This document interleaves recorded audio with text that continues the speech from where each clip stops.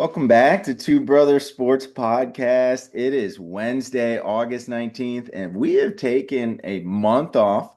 Life has been lifing. We got some new jobs. We've got a lot of life stuff going on. We've been busy with traveling, Nashville, Chicago, Carolina Beach. We've been enjoying ourselves, and it's been, kind of a little bit of an off season, so to speak. We had some kind of not so signature events with the PGA Tour. Now getting into FedEx playoffs, so we're coming back for that. We've got our college football preview. Max has some Notre Dame, some West Virginia. I'm going all Notre Dame. It's all Irish. So you're going to get a heavy dose of Notre Dame football today. We might even, I might, tickle a little potential special guest we might have for college football moving forward. Don't think he's going to join today, but might have an extra Carlin on board to go through some picks, give you guys some value as we go through the football season. It has been quite a while, but Max, off season gets a little redundant at times when we're just doing kind of the same thing. So having this time off has made me value the time that we get each week to talk shop, talk some football. Of course, we're going to talk a little golf, but we are 1 week away from week zero in college football. A few weeks from NFL start season, so we are going to be all football pretty much from here on out. Next week, we'll do the Tour Championship at East Lake for golf. Aside from that, that's all you're going to get. It's all going to be football from down here. And Max, I know you can echo this sentiment, but the best part of this pod is when football season is going on. This is when the best banter, the best knowledge. This is where we're most accurate. So we are dialed the fuck in and we are ready to roll. Dude, how are we doing this week, man? Yeah, man. Doing fucking fantastic. Of course, happy to be here as always. I don't think let alone a month straight, but I don't think we've taken 4 weeks off a whole year since we've Yep. started this, started fully rolling. So, uh, yeah, was a nice little break there. Yeah, I'm traveling a lot more, but I'll make sure, especially come football time, I'm bringing this laptop. I'll fucking do it in the hotel room. I'll do it in the hotel lobby. I don't care. Just so stoked. Football's finally back. We've got some preseason going on right now. Yeah, it's fun. It's cool, but it's not legit. We want the real shit. We're gonna give you some real picks before week zero comes up next week. So you plug these futures in and stuff. And I'm always excited to talk shop. I mean, you know it. So let's just get fucking to it.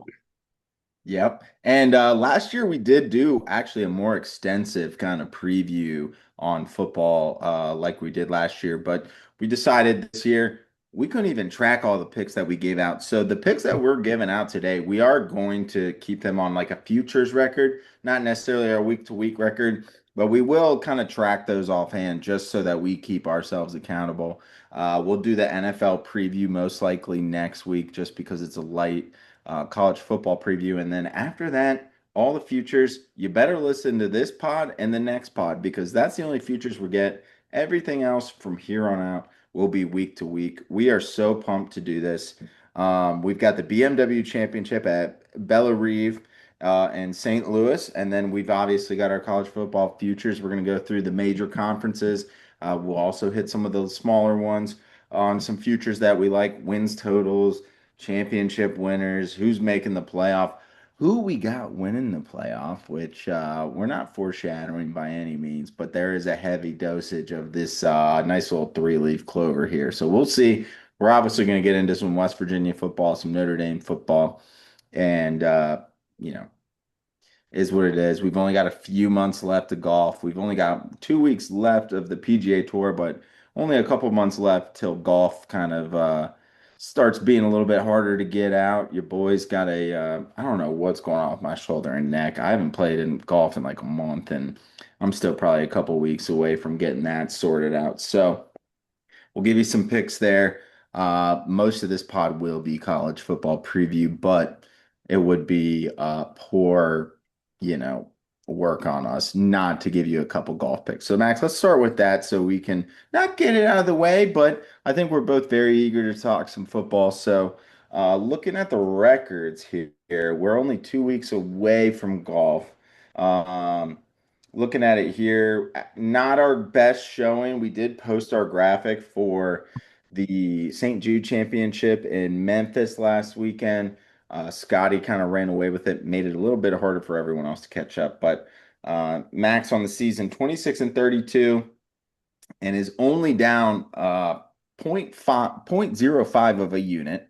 So while his record isn't great, he's pretty much damn even. And yours truly, I am up 38 and 31 on the year, 20 units up, which is great. Now we're only counting our kind of out our top 20 T10, T20, T30s and the nationality regional props. We're not really counting outrights and Right. first round Yeah. leaders. It's a little bit more difficult. I've counted if I have like a round five or a top five or top 10 in round one, I'll count that. But generally speaking, it's really just that record. So obviously pay attention to that. But like I said, we've got the Bella Reeve in St. Louis, which is a great course. Looking at just kind of some betting things, some strokes gain things that I've seen. I didn't do a whole lot of course research, but just looking at really where the strokes gained advantage is, and that's going to be driving distance and driving accuracy, and then approach game. Putting was key at St. Jude, and you saw Sam Burns kind of keep himself in that run with his putting. You saw Scotty Scheffler have one of the better putting weeks of his season this year, and finally gets his first win, which is kind of crazy. It took this long, but finally getting a nice little tour win there. And so, the fact that he's been FedEx Cup champion or FedEx Cup number one with only winning one event, and keep me honest there, Max, I think that is his first event, right? Like I feel like now I'm kind of tripping myself up, but I think that is his first win of the tournament. I don't think he won a major. No, definitely not a major. Yeah, I don't see. Yeah, I know he didn't win a major. I'm just like double checking. Uh, Uh, uh, he oh, he won the American Express in January. oh yeah, Uh, he won. Yeah, one of the first five. Yeah, he And won the very first tournament he played in for the season. So second win, but obviously St. Jude Championship's a big one. It's been since January, so this is the longest drought I think Scotty has had on his entire PGA Tour career, 7 month span. So good on him. Finally came to form. A lot to look into here. I will say before we get into the picks, Max, I am terrified of the form Scotty win is in right now. He could easily go out and win this. So my winners are going to be without Scotty Market. I am going to take that disadvantage, but I like that just based on his form. So Max, I went 0 for 3 last week, and you went 1 for 3. So I'm gonna let you lead off. We're just gonna do the normal picking back and forth. We'll get into FRLs and winners after the fact, but give me your first one of the BMW Championship weekend. all right. Yeah, I mean, I'm gonna start low and climb up as always. It is, I think Sam mentioned it. I mean, it is a harder pool to pick from. These T20s and T30s are fucking minus 200s, minus 180s. Like for the guys you want, yeah, you could pick a fucking low ball and try to risk it. But the guys that we've kind of been rocking with all year, or keeping an eye on all year, are don't have the best odds. This is a guy I think I had him 2, 3 weeks ago. But he's playing solid. Has he's a roller coaster of a player. Um, but I think a guy like Tom Kim can get a top 20 at minus 128. I mean, to that point, like Tom Kim's sitting at a minus 128. Damn, it's close. It's close to our threshold, but um, I mean, he had T12 It's last week. tough this week. It's gonna be T12 tough last this week, he had good, but it is going to be tough. They're narrowing it down as each week goes. He's got some guys to fight against, but he played good last week. Hopefully that keeps it going. If he does the same thing last week, this bet hits. So I like him a lot, including ties as well, of course. But yeah, I'm just gonna hit it. Little old Yeah. time again. I love it, man. This last like probably month or maybe month or two, Tom Kim's been really dialed in. Um, you Stepped it know, up, sure. huge purses these last couple weeks. I mean, obviously, Tour Championship, I think is like a $40 million purse. I think the winner gets 20 million, something crazy like that. But these purses are big. I love that Tom Kim pick. Wasn't necessarily on my radar because I was kind of just knee deep in the strokes gain thing. But he's got some good approach stats on the strokes gained. So, and I do like his form as of recent. I feel like he's been right there. And if it's not going to be Scotty, I really like that. And we're not asking for him to win the tournament right now. But based on what you got, I like the T20 there, and that is solid odds. Let's see. I'm gonna go with a guy for T20. One of the best stories in golf this year. Had a brain tumor, was able to bounce back after a few years, some vertigo, some different depression, things like that he was dealing with his brain tumor. Won a tournament for the first time in quite some time. Played D3 basketball in Kansas. And so this guy's an athlete, but he smashes the ball. He's kind of in that top 5 to 7 in strokes gained on driving distance and driving overall. And I think he's going to perform here well. I don't think it's going to be as hot as Nashville. I don't really know St. Louis weather all too well, but Nashville was hot as hell, and or Memphis, sorry, Memphis was hot as hell.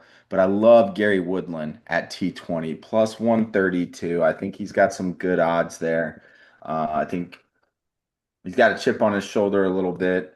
And I think if he's able to drive the ball well, I think T20, I mean, we talk about Max, you kind of hit on it, but there's only 50 guys in this event.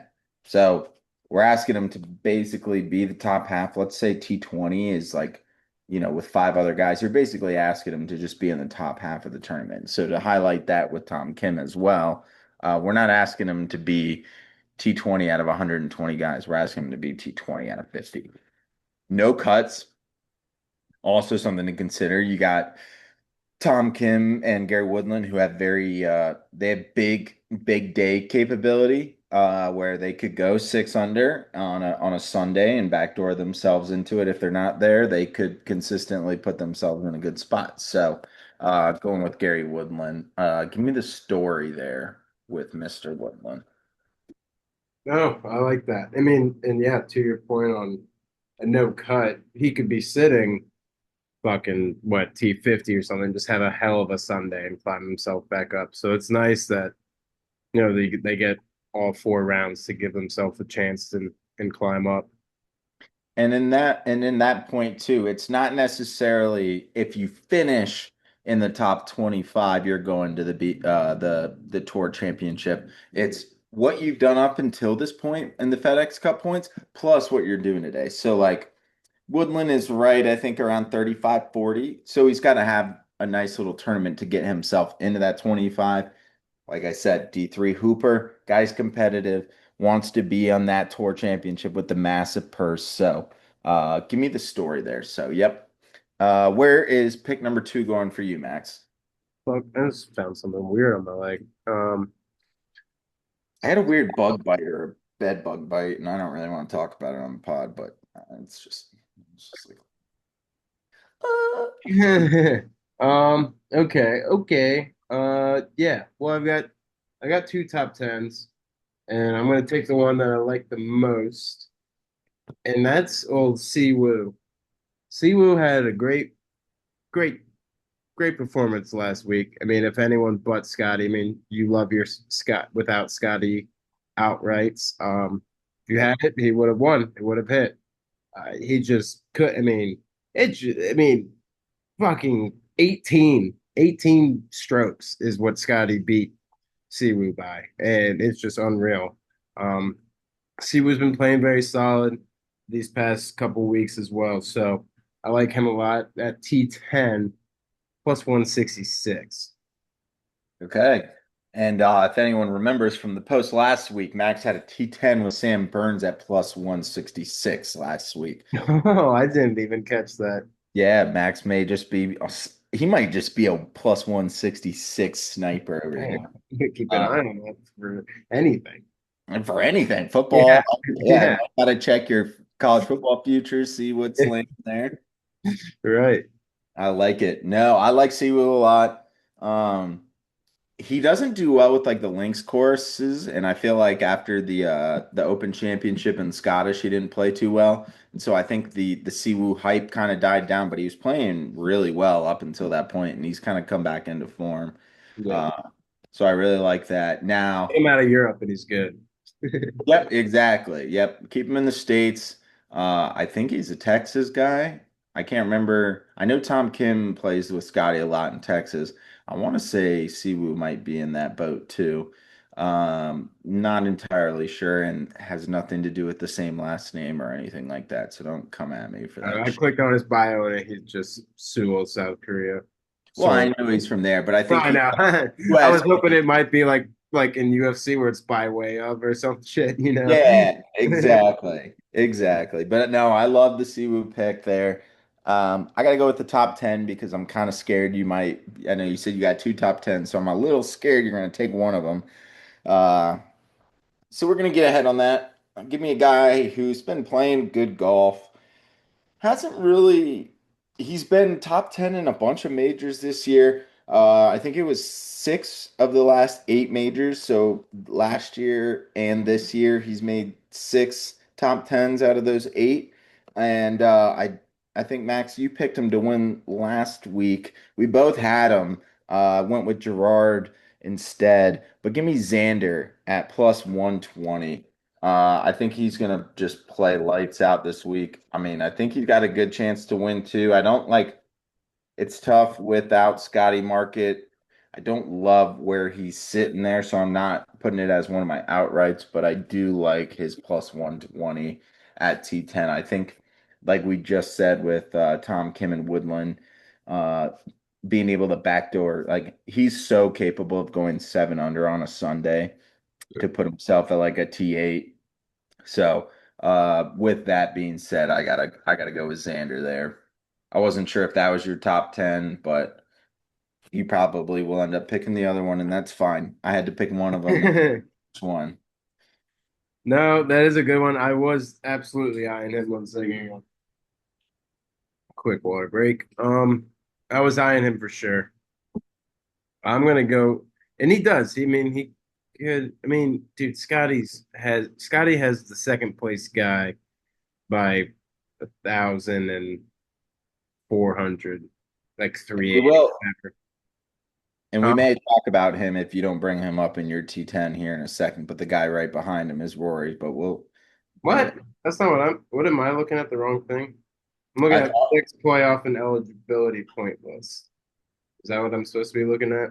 say it again. FedEx Cup playoffs and eligibility points list. Is that what I'm supposed to? Oh, no, I was just talking about odds. I was just Oh, odds. No, I'm saying I was looking at the You're FedEx. talking about FedEx points. Okay, okay, I was looking where you said Xander has a So chance. you're You gonna think Xander you're has a gonna chance? end up picking who I will pick, but I'll let you give me that T10. I mean, it's my guy. I still have love for the postman. I still have love for JJ. But they haven't had the quite. I mean, JT posting is kind of my T30, T40 guy that can always sneak in. JJ hasn't had the year he had last year.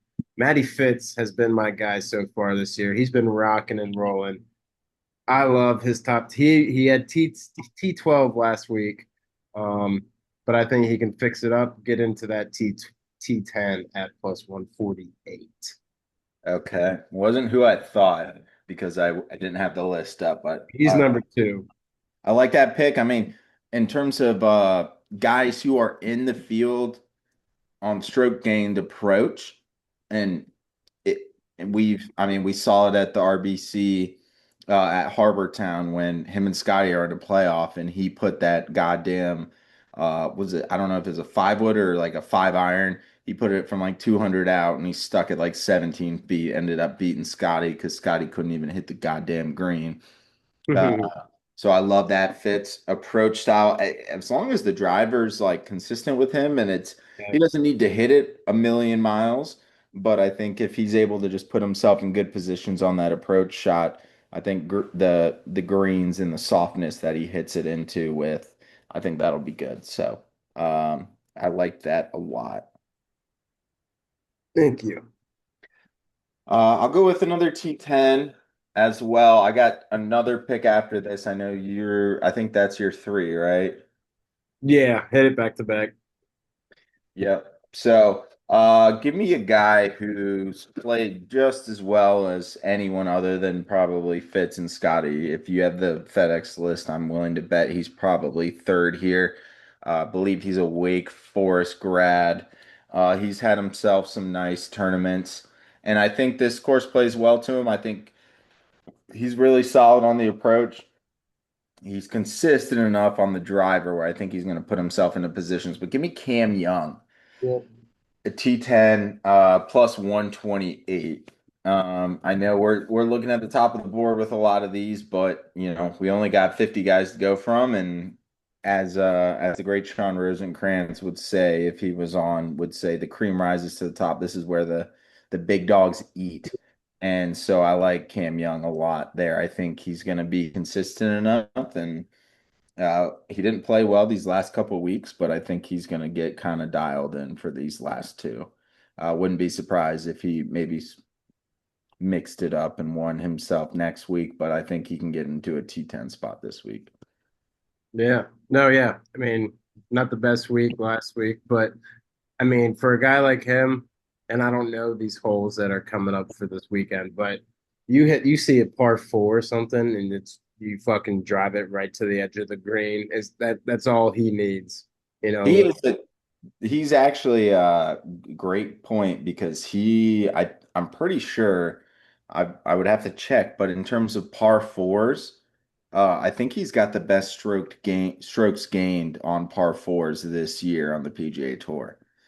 He puts himself in great spots. He hasn't been elite on the putter, but that second shot, I'll never forget. It wasn't PGA Championship, maybe it was the US Open. He had a shot where I thought he was about to put that bitch on the back of the green into the rough, and that thing rolled all the way back to like 4 feet.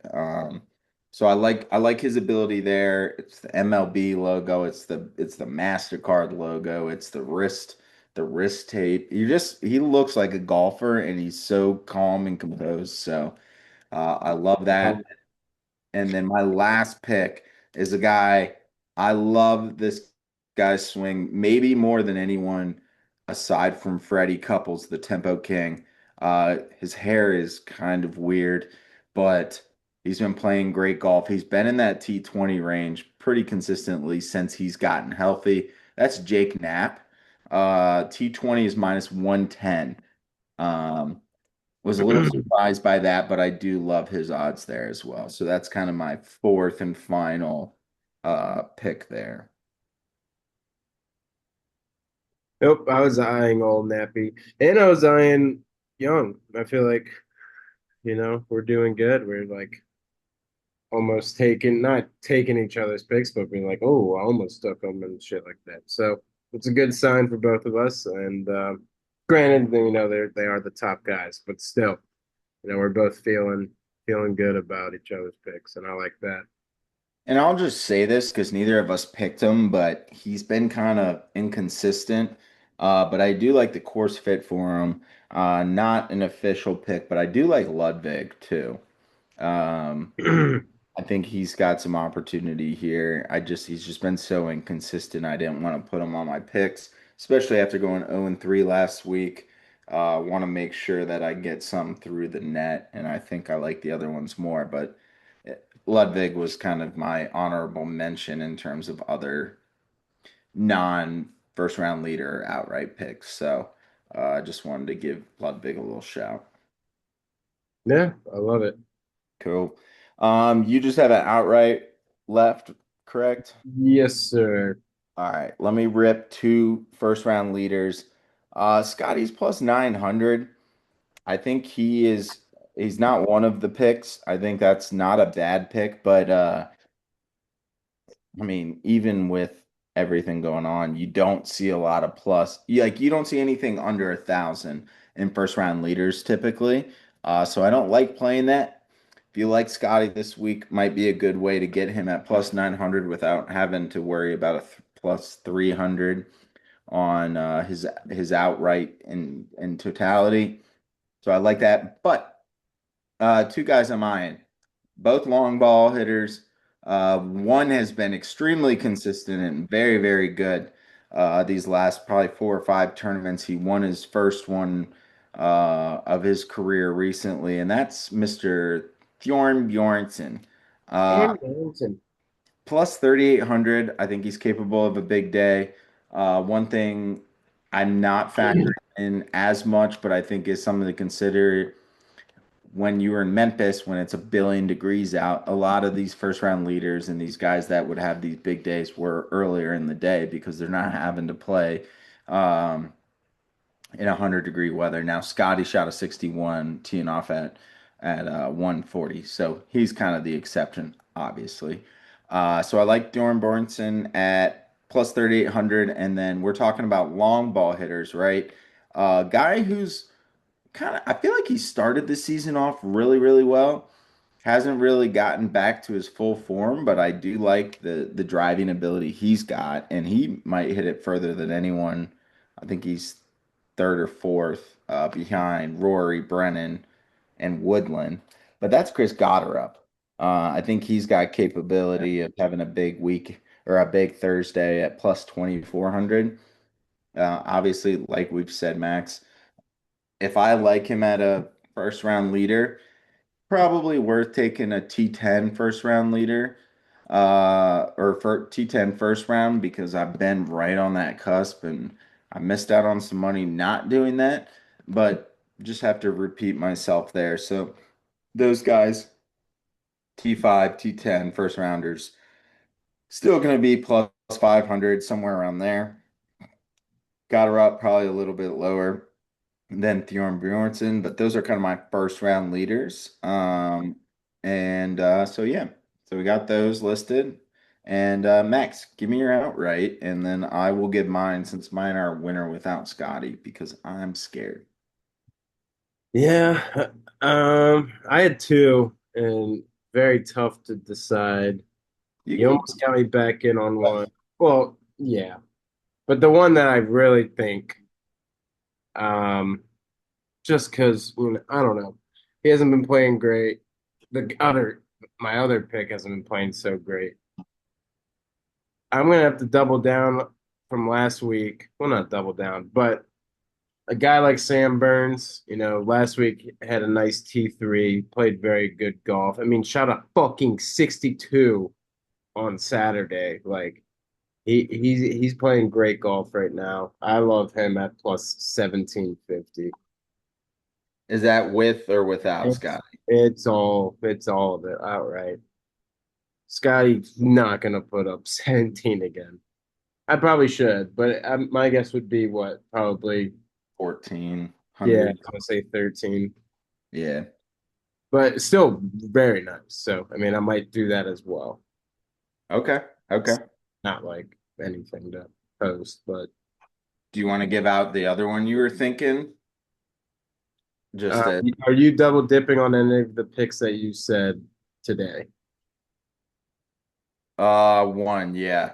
Well, actually, not on the official picks, but on a first round leader, yes. Okay, then I liked Cam Young as well. He Yeah. was plus 1850.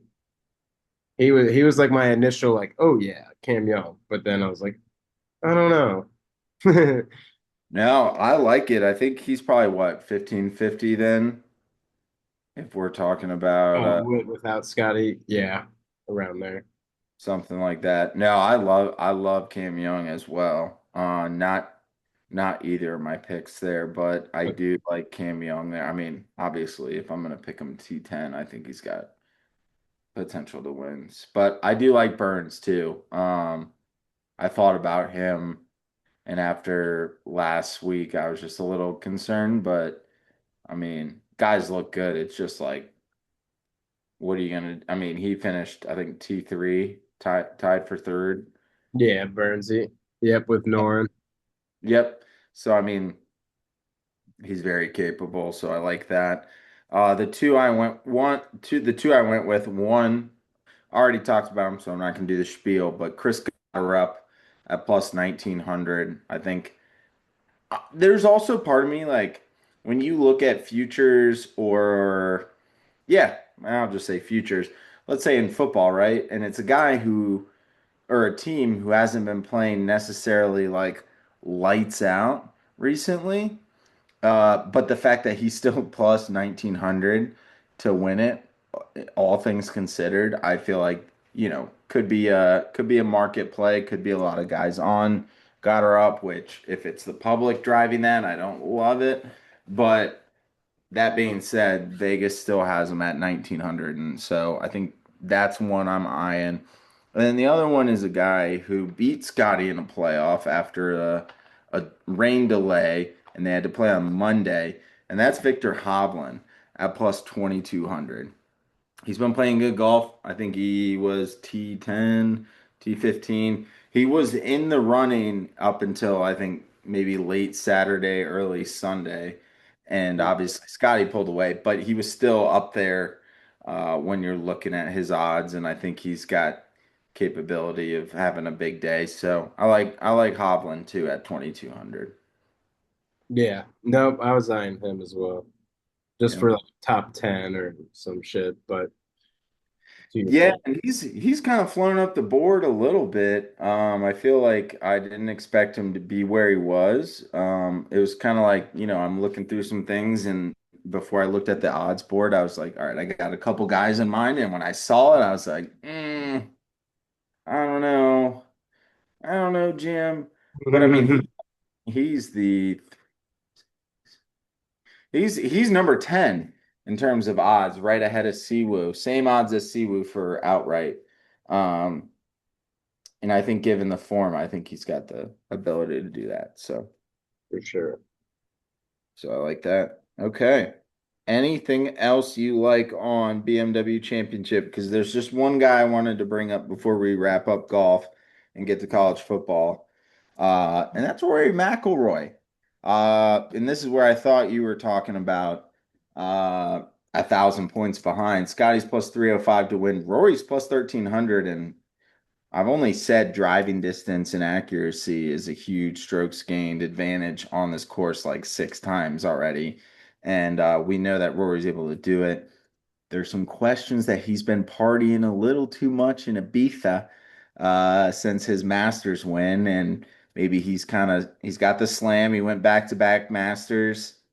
Maybe he's kind of just enjoying himself a little too much, which I have no problem with. So, is there anything that you like from a Rory perspective, or are we just going to stay away because the odds are just, I mean, plus 100 for T10 is not really in my wheelhouse. And obviously, anything after that is going to be tough to get. But maybe he's got a chance to be first round leader, but I just don't know. No, man, he's just like Scotty. Every time I bet on him, they fucking. I could bet on him to be top 20 for either of them, and then they somehow don't make top 20. Like, granted, I wouldn't do that because their odds are minus five, 600. But, like, no matter what I do to bet on those two guys, it doesn't hit. It just something with it. And yeah, it's rock chalk, no Jayhawk, but. I mean, I no. So I've stayed away from Scotty. I haven't bet on Scotty. I haven't bet on Rory. I think I did do a Rory like top 10 or even top five once or twice this year, and they both didn't hit. But then every other time he fucking gets a top 10, I'm like, this is just ridiculous. Yep. Yeah, I think I bet on him at the Masters, and that's probably one of the last times I bet on him. I think maybe the Scottish Open, Yeah, I think I had him for Scottish or Open Championship. yeah, the one that was in England or yeah. Yeah. So no, totally agree. That kicks off early Thursday morning. So make sure if you're listening, you're just keeping track of time. We'll be coming out Wednesday morning, Tuesday night for Spotify, Wednesday morning, most likely for YouTube. So definitely want to keep that in mind. But Max, let's move to our bread and butter, and that's football. That's just football. That's what we do. Hmm. Um, I'm looking, I had a positive record, I think, by the end of it, barely in college football. NFL did not suit me so well, but you had yourself quite the year last year on college football. I think it was 64, 65%. Yeah. And so we got a lot of good stuff cooking here. I don't really feel the need to do like an overview or anything like that. So what we're going to do for the college football preview is we're going to go conference by conference. We're going to give you some wins totals we like, any futures around that conference.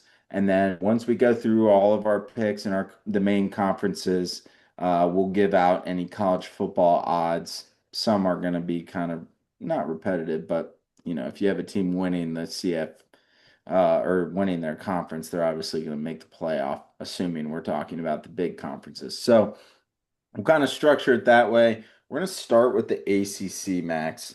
And I don't have a ton here. I've got a couple win totals, but not a lot. And it might actually I only got one win total on the ACC. One of them scares me, and we can talk through it if you want. But let's start with you here. What win totals? What's your first win total that you're eyeing from a ACC perspective? Because there's a lot of movement. There's a lot of young talent in the ACC. Clemson's down. Miami's obviously got Darian Mensah. And then Yeah. you've got Kevin Jennings at SMU. NC State looks to be pretty decent. So talk to me. What are you kind of eyeing on the ACC side? Yeah, I'd say there's only one true and only one that I really like. And it's right on the threshold. It's just ACC so fucking weird. Like, I mean, like for Georgia Tech last year, for instance, I don't want to like foreshadow if you got something going on with, but like, what they were a 9-win team last year. Yep. And I don't think they can do that again. And or now I look at it, yeah, 9 wins. They're over under 6.5. Like that's tough. I don't know if to do it. Get rid of Haynes King, right? A Yeah. pre legend. So I don't know. I don't know about that, but the one that I really like, and we talked about it off the pod, and I think we were just kind of brainstorming, anticipating doing this pod. I like SMU over 8.5 wins. It's right at the threshold, minus 136. But I think they can do it. I'm not too sure on their schedule, and this is why we brought that up earlier as well. But um, I'm looking it up. I just think their offense is so fucking good, but their defense lets it like they'll let up 48 points, but they might put up 56. Like it's crazy. They play a team like Kansas State this year. That's going to be a little tough. Um, they got Florida State to start it. I mean, they got a tougher schedule. I mean, Florida State, UVA, Louisville. They do play Notre Dame. Um, they got some tough games, but I think they can get to 9 wins. I think they beat a UVA. I think they beat a Tech that's going to be with a new coach. Like Florida State, don't think they're all that.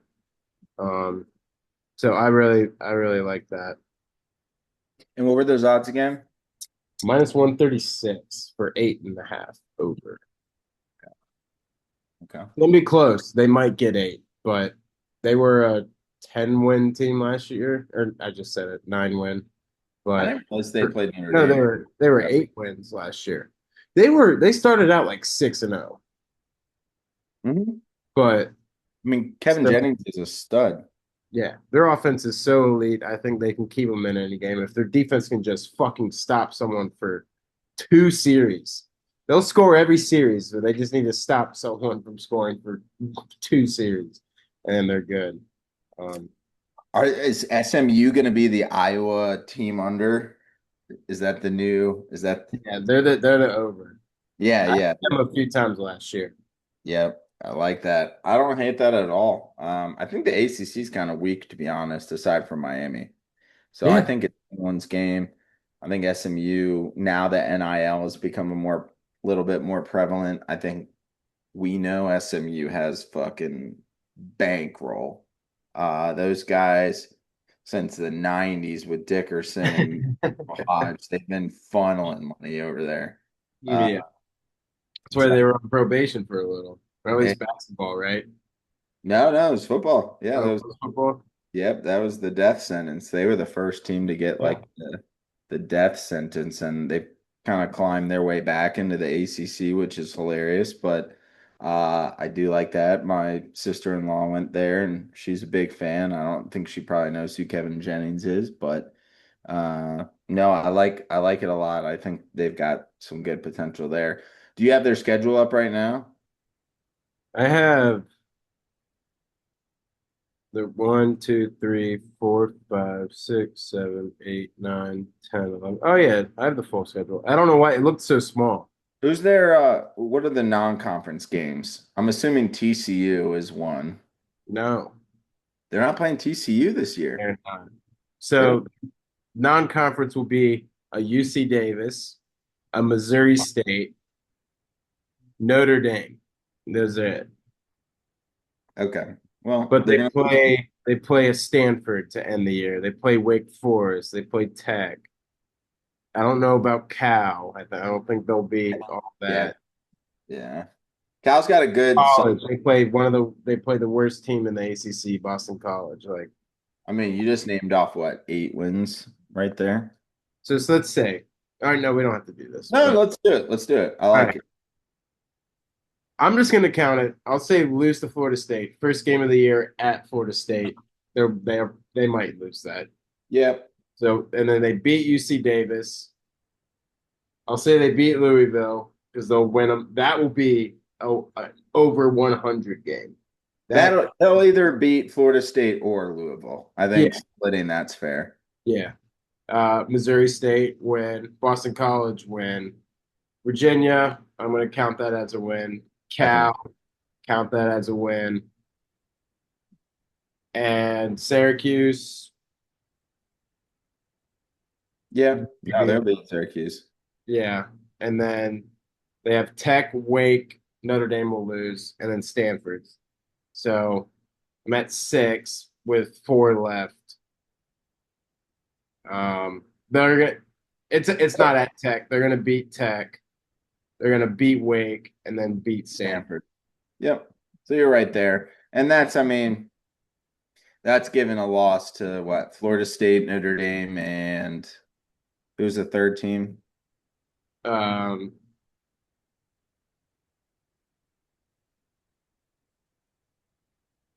Louisville? No.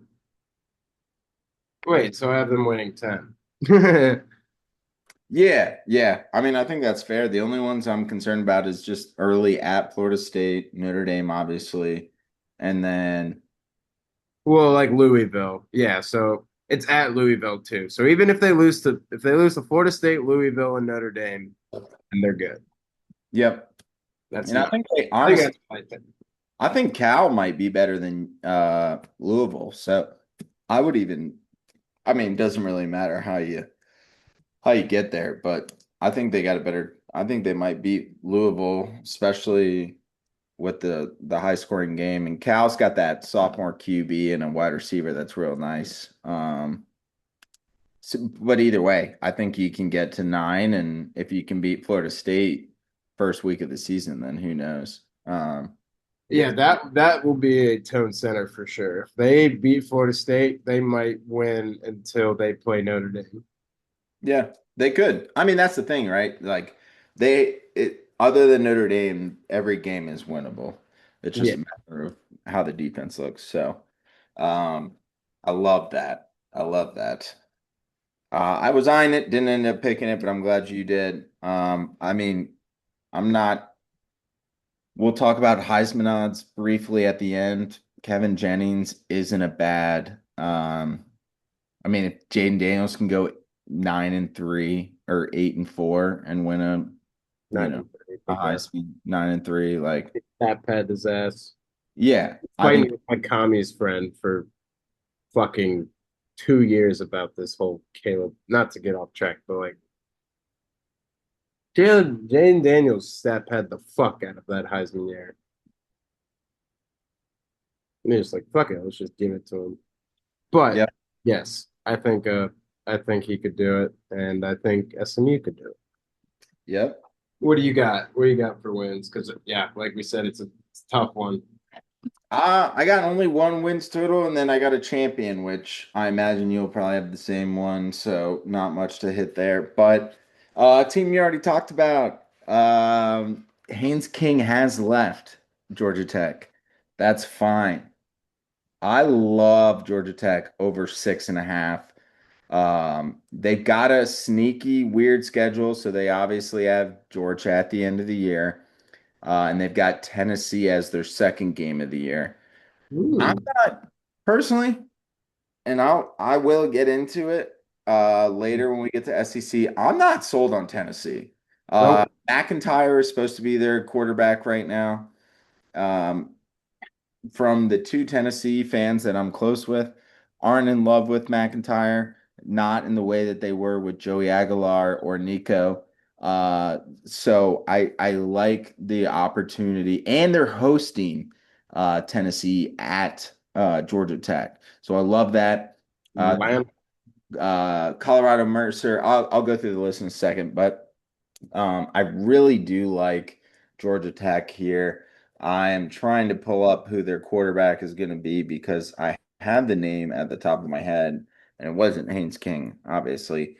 But I did. Oh yeah, yeah.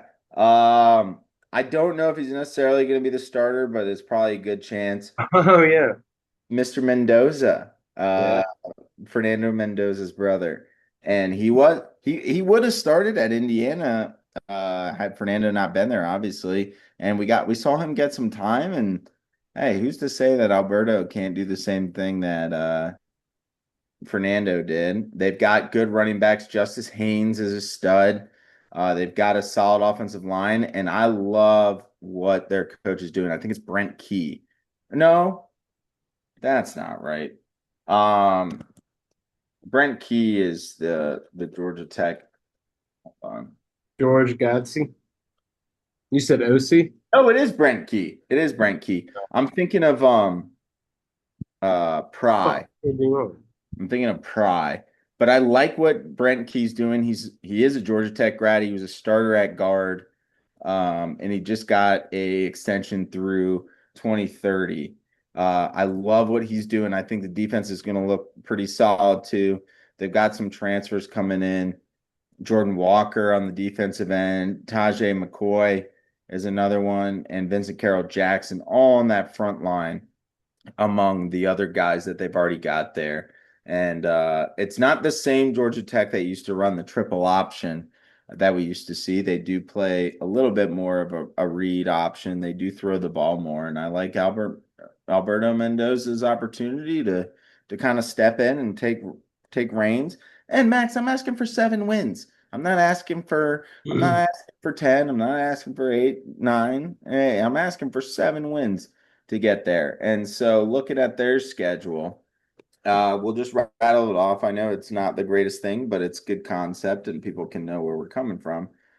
First game, Colorado, So, Thursday night. I believe it's at home if my screen. Yep, at home against Colorado. No more Shadur, no more Shiloh. I like Colorado there. I'll give Tennessee a loss for the sake of the conversation. But I do think that they can win that game. Mercer, win. Stanford, win. Duke, win. Virginia Tech at Virginia Tech on a Saturday. Gonna be tough. I'll give them a loss put there. that one on the burner for now too, if you want. Yep, I'll put those two on the burner. So we got Tennessee and Tech on the burner. Boston College win. I'll go with Pitt. Mm. I'll go with Pitt. That one's tough. What number am I at? 5? Wait, you said they're going to beat Pitt? No, no, I haven't decided. Yeah, so Uh, 5 with 3 on the board burner. yep. So burner. Louisville, they might lose, but it's at home. Okay. Clemson, they can win that game. Clemson's not great, but I'm not giving them that one either. Wake Forest, that's 6.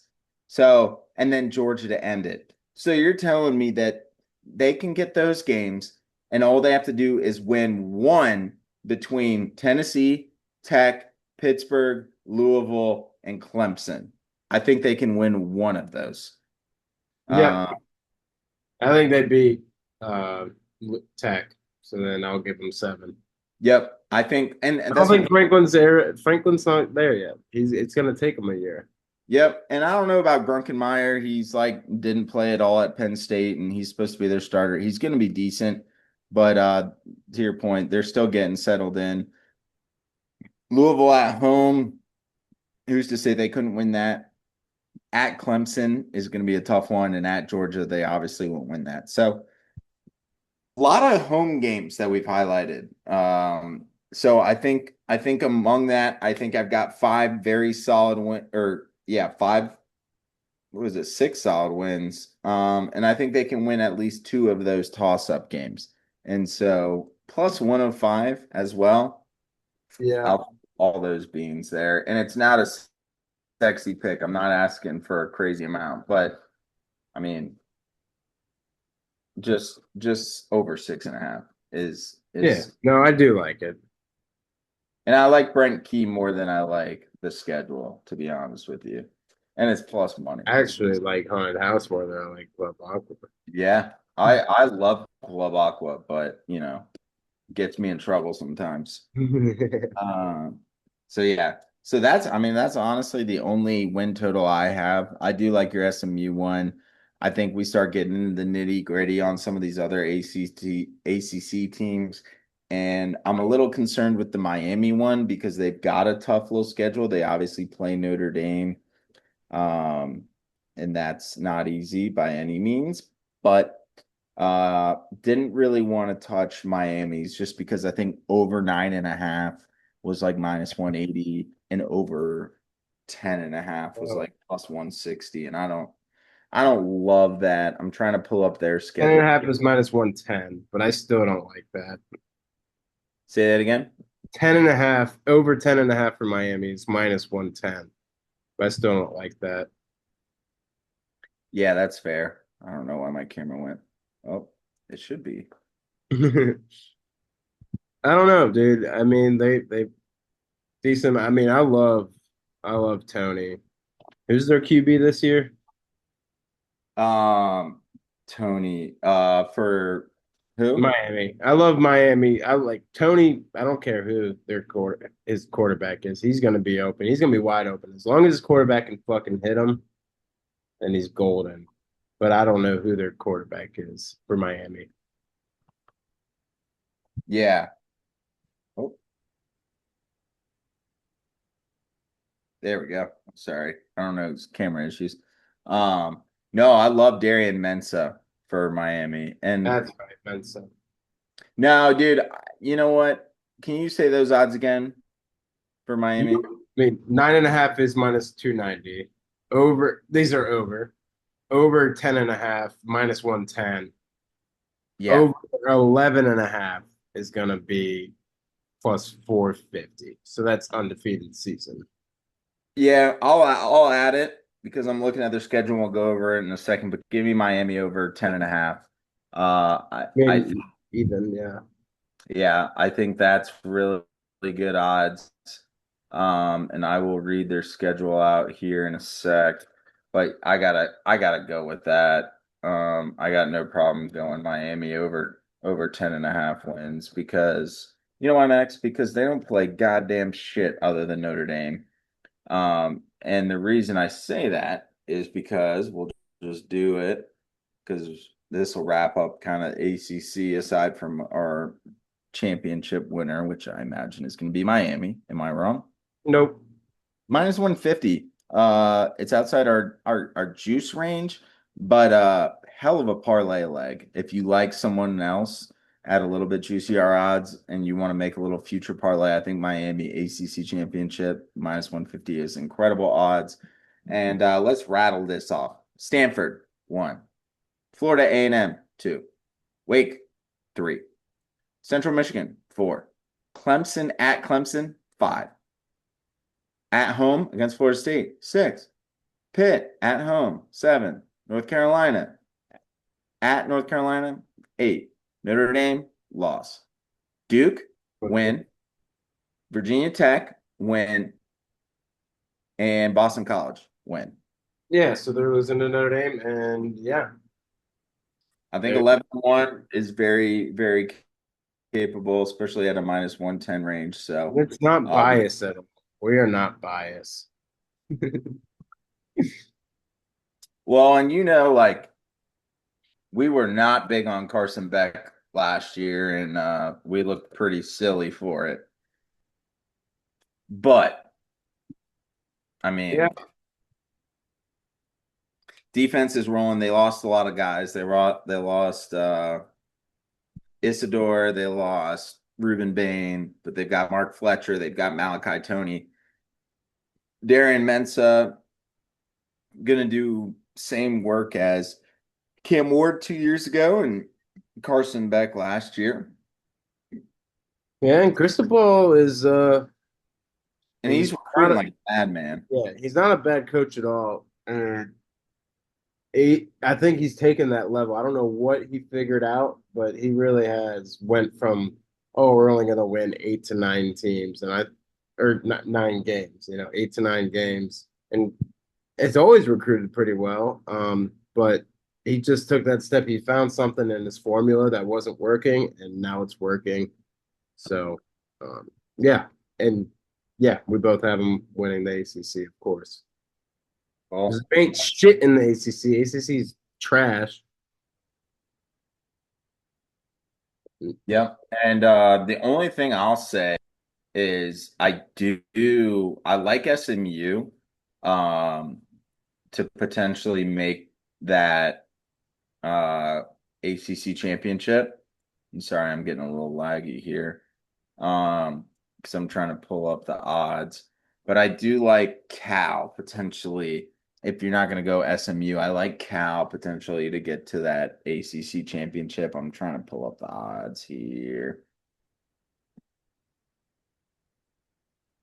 If I you don't can know how beat me too, great. I went to get to it or win it. I don't think I To have. get to the ACC. Oh, to reach. There it is. Cal to reach is gonna be plus 1,200. SMU is plus 145. Yeah. Yeah, I love that, dude, if I'll be honest with you. I don't Of think it's SMU gonna or Cal, be or both. yeah, Cal Cal plus 1200.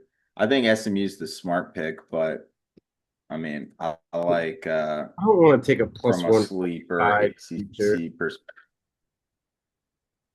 Like, I had to wait all year for plus 140. Agree. Like, fuck that. Yeah, exactly. Unless you feel good about it. I got some other plus 140s that are season long that I would much rather have just because the ACC, you never know. Kevin And we're Jennings also goes looking down. at no VA schools. I don't know. We don't really know what UVA is at. They had a good. I mean, they made it last year, right? Yeah, they made it last Yep. year. Yeah, yeah. Yeah. So we don't know what that could be, but I know they had a decent amount of turnover. So, but SMU still for me. Um, I like that, but might as well, Cal. I mean, they're a sneaky team. They got a good QB and good wide receiver. And I don't know if that's just NCAA football talking to me, but I like what they're looking at. Anything else in the ACC before we move on to the Big 12? No, sir. All righty. I've got a few different picks on the Big 12, so I'm going to let you start us off. What do you like from the Big 12 from a wins total? Wins total. Obviously, I'll just get it right out of the way. I don't think W has the year that they had last year. They fucking won 4 games. I think they can get to 6.5. They're over 6.5 is plus 150. I like it a lot.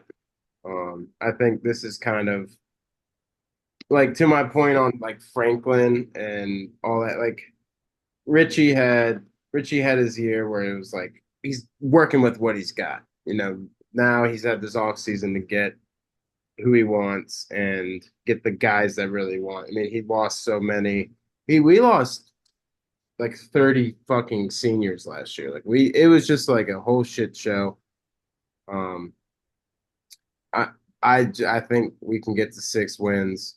I mean, we've got if I can get rid of these ads, we've got Coastal, UT Martin, UVA. I'm taking that UVA.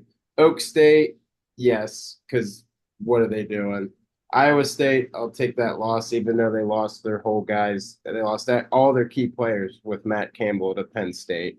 But I'll just put that on the burner. Zona, tough team. I'll put it on the burner. Cincy will beat TCU will be tough. Texas Tech will be tough. We'll beat Kansas. So that's 6. And then we've got Houston and Utah. I think we can beat Houston. Um, and I mean, I can go back and say we'll beat Zona. Like, so that's 8 right there. Oklahoma State, did I give myself Oklahoma State? I think so. Yeah, I think you Yeah. did. So I'm sitting at 8 right now. Okay. And with the Utah team, I don't know shit, but They got Dampier back, but no Kyle Whittingham. Their yeah. head And coach. are they finally done with fucking not Riser? Who is that? The Rising, Cam Rising. Cam No, Riser. Yeah. it's Devin Dampier. Oh, Dampy. Yeah, he was nice last year. I kind of liked it. Yeah, so without that, I think we beat Houston, Kansas, Cincy, Zona, Oak UT. State, UVA, UT, and Coastal. So yeah, we're good there. Yep. Yep. And even some of those toss-ups, I think you got a chance, but I think that's fair. Got no problem with that.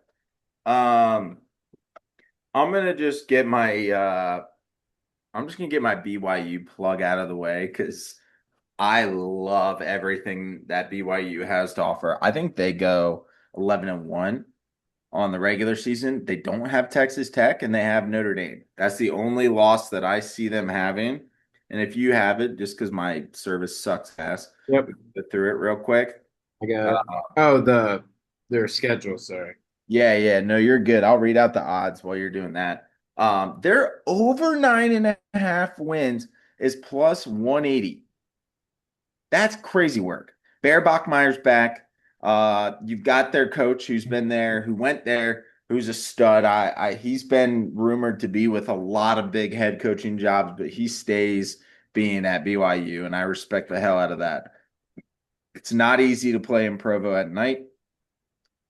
And I don't think Notre Dame's going to lose that game, but it's going to be a tough one. It'll be scary. We'll come back It'll out. start very shitty for Notre Dame. I think Notre Dame will come out a little flat. I think BYU will come out hot, and I don't know what's going to happen after that, but I think Notre Dame will end up being able to string that win off. However, that's the only loss I see them having, if I'll be completely honest with you. Yeah. So You ready?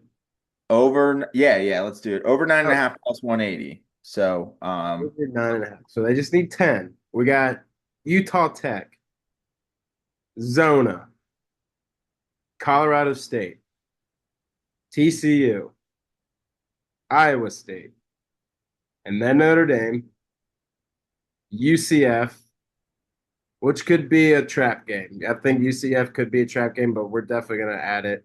if they get dog walked by Notre Dame, I think they'll beat the fuck out of them. True. Very true. Very true. Zona State,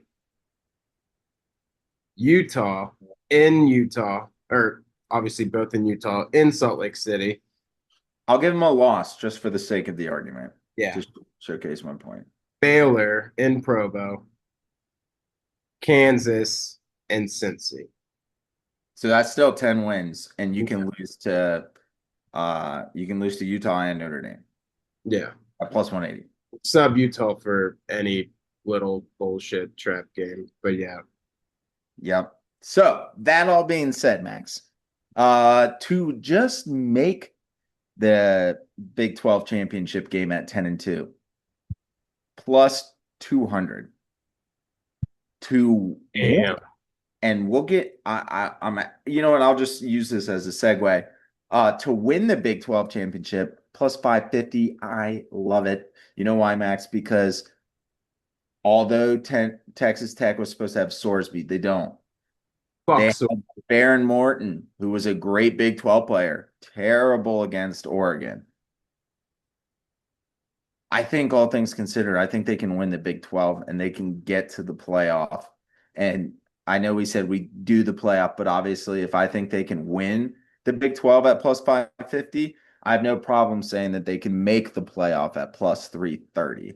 So I've given you 4 plus money odds of 180 or higher for BYU. Over 9.5, make the championship game in the Big 12 at plus 200, win the Big 12 championship game at plus 550, and to make the playoff at 330. I might just sprinkle all of them. I might just do it all. I don't know. I love BYU, and I don't like how much I love them considering that they're playing Notre Dame. But I think that's that. I think with Whittingham gone and some of those guys leaving Utah to go to Michigan, including their offensive coordinator, I think Utah will be good. But I think BYU might go and make some noise in the playoff. I'm not. Texas Tech lost Jacob Rodriguez, their central defender, and Baron Morton, among other guys. David Bailey, the edge rusher who went number 2 to the Jets. They're losing. They're going to be reloaded on defense. No doubt that their defense is going to be good. I I got just a little money. It's like, I They mean, got crazy money, crazy money. And that's, I mean, I'm happy for the NCAA football landscape for that. But yeah, give me all things BYU. okay. Yeah. So plus 550 BYU to, do you, so you said to make, but do you have them winning? Mm-hmm. Okay. I don't hate it at all, but I mean, a Texas Tech plus 100 isn't bad at all, too. Um, Yeah. I don't know. I mean, hey, W's plus 6,000. Yep. I mean, we've seen crazier shit. Not really, but I've had some crazy shits that are crazier than Yep. Yeah, exactly. that. I've had 5 today that are crazier than that. And don't ask me about my issues. But yeah.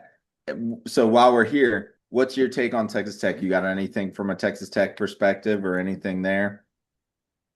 No, yeah. I mean, yeah, dude, they're good. They were good last year. But I don't think that they have that. They're not, they're it is almost like a team that's just bought. So like I don't think they have that chemistry. I don't think they I mean their coach, yeah, is good. I blanket on his name. McGuire, Joe McGuire. Yeah. I I just love Joe McGuire. yeah, I think he's great, but I think if I had to pick, I mean, I'm on your side with BYU. I think they're more of a unison. That's like a team that will fucking thrive when it comes to, oh, they lost to Notre Dame, or they got shit pumped by Notre Dame, not to be biased, but like, are they just gonna fucking tuck their heads and or tuck their tails, go into their turtle shell, or are they just gonna ride that, be like, all right, let's get better, let's fucking roll? I think so. To Texas Tech, just real quick, I'll look up So, all schedule unless you right. already have it. No. While you're looking that up, I'll just preface that based on how hyped I was about BYU, I said, you know what? Based on that, maybe let me look at Texas Tech's schedule. Fucking cake. It's so cake, dude. That's what And, I'm. Dude, this is It's the most cake. So I wrote down and I already crossed it out. I had under 10.5 wins for Texas Tech and then looked at their schedule and I was like, if they don't win 11 games, then they don't deserve to be in the playoff. Their schedule's worse than Notre Dame, and that's just a not even bias. Like at least Notre Dame plays BYU. At least Notre Dame has Miami. and Notre Dame has BYU. I mean, like to what you're saying, like BYU is not a hard team. No, no, they'll be solid this year. They'll be feisty, but I yeah, mean, not an easy team. Sorry, they are a hard team. no, I mean, I completely agree. Texas Tech somehow, I mean, it's good for BYU in terms of the odds that we're talking through. But yeah, it's hard for me Fuck not to. Texas So Tech. Texas That's Tech. so easy. And for those not watch or not looking, Yeah, rattle it off real quick. Abilene Christian, Oregon State, Houston, Sam Houston, Colorado, Zona State, Cincy, Zona, Dub V. Would love to say that Dub V can beat them, but they won't. Oak State, Baylor, TCU. Yeah, I think they could probably go undefeated. Yeah, they will. And then they'll lose round one of playoffs to Well, they'll fucking lose to BYU in the yeah. conference Oh, in champ. the championship they'll lose. Yeah, the BYU. And then it's like, do we put in both teams? It's like, yeah, you kind of have to. And then Texas Tech gets, I think Texas Tech plays like Texas first round and Right. just gets dog walked. Um, in like a 5-12 matchup, or maybe not 5-12. That might have been a little stretch. I think they'll probably be like 10. But I don't think whoever's 7 they're gonna lose to, or they're gonna beat. It's gonna. I think it's similar to how this season wrapped up, where you realize Baron Morton is butt cheeks, and their defense. Yeah, they only let Oregon score what, like 13, 17 points, but they're not gonna score a goddamn point on No. offense. Whoever they play, like I could see them getting Their Georgia. defense is much worse this year too. Yep, They lost their key guys. they lost David Bailey and Jacob Rodriguez, who were their two studs. So completely agree. Um, but yeah, anything else on the Big 12? No, sir. It's kind of almost like ACC where there's not much. Do you have Texas Tech winning the Big 12 or do you have someone Yeah, else? I'll go Texas Tech. Okay. Is it official picks? Is there anything you have aside from West Virginia? Is Texas Tech Yeah, your we'll, other? we'll throw that in there. Cool. All right, let me type that up. While I'm typing that up, since we don't have anything else for the Big 12, we've got the two big conferences here. I've got plenty of picks on both sides on this. So let's start with the Big Ten. Max, give me a wins total you like. Okay, okay. I gotta scroll. Big Ten, Big Ten. Let's start off easy, but not so easy because they're plus 100. I mean, Oregon 10.5. I mean, Dante Moore's coming back. Dan Lanning's a fucking monster. Um, I don't think that there's many teams that can stop this. I'm looking up their schedule right now, but I think the Ducks could easily go undefeated. They got to play Boise again. They got Oak State, Portland, USC, UCLA, Nebraska, Illinois, Northwestern. They have to play Ohio State and Michigan. Then they got Mich State and Washington. Um, they're going to beat Michigan. Ohio State's going to be a tough game. They might lose it in Columbus, but then that's still 11 wins. Um, I like that a lot. And what was those odds at 10.5? Plus 100. We're over, obviously. Oh, I like that. Yeah. I don't want to preface too much because we haven't gotten there yet. But Oregon might be my favorite team in the Big Ten. I think Yeah. with DeCorian and Moore, they got a freshman running back who rushed for 1,000 yards last year. Name's slipping me right now, and then they've got a sophomore running back who's a little bit banged up, and I feel like this freshman or now sophomore is going to ball, and then they're going to have both back with Dante Moore. Their tight end, Johnson, I think is his last name. Mhm. They're saying rumors at a camp and beat writers and things like that, they're saying Johnson might be better than Kenyon Sadiq, who just got drafted 15th overall by the Jets in this past draft. So that plus their defense, who's been rolling, I don't know. I don't know. I love Oregon this year. I love Oregon. I love Dan Lanning. I think he's due. And I think there's a good chance that they can get to the championship. So yeah, 10.5 wins. Give me all those beans. Yep, I love it. Uh, cool. Big Ten. One I like. I don't have a ton of Big Ten actually. Now that I'm looking at it, I do agree with you on the Oregon one. Um, and we'll get into a couple of the other Big Ten games and teams here in a second. But the one kind of Big Ten wins total, just because the Oregon, Ohio State, Indiana shakeout, I'm a little weary of in terms of matchups.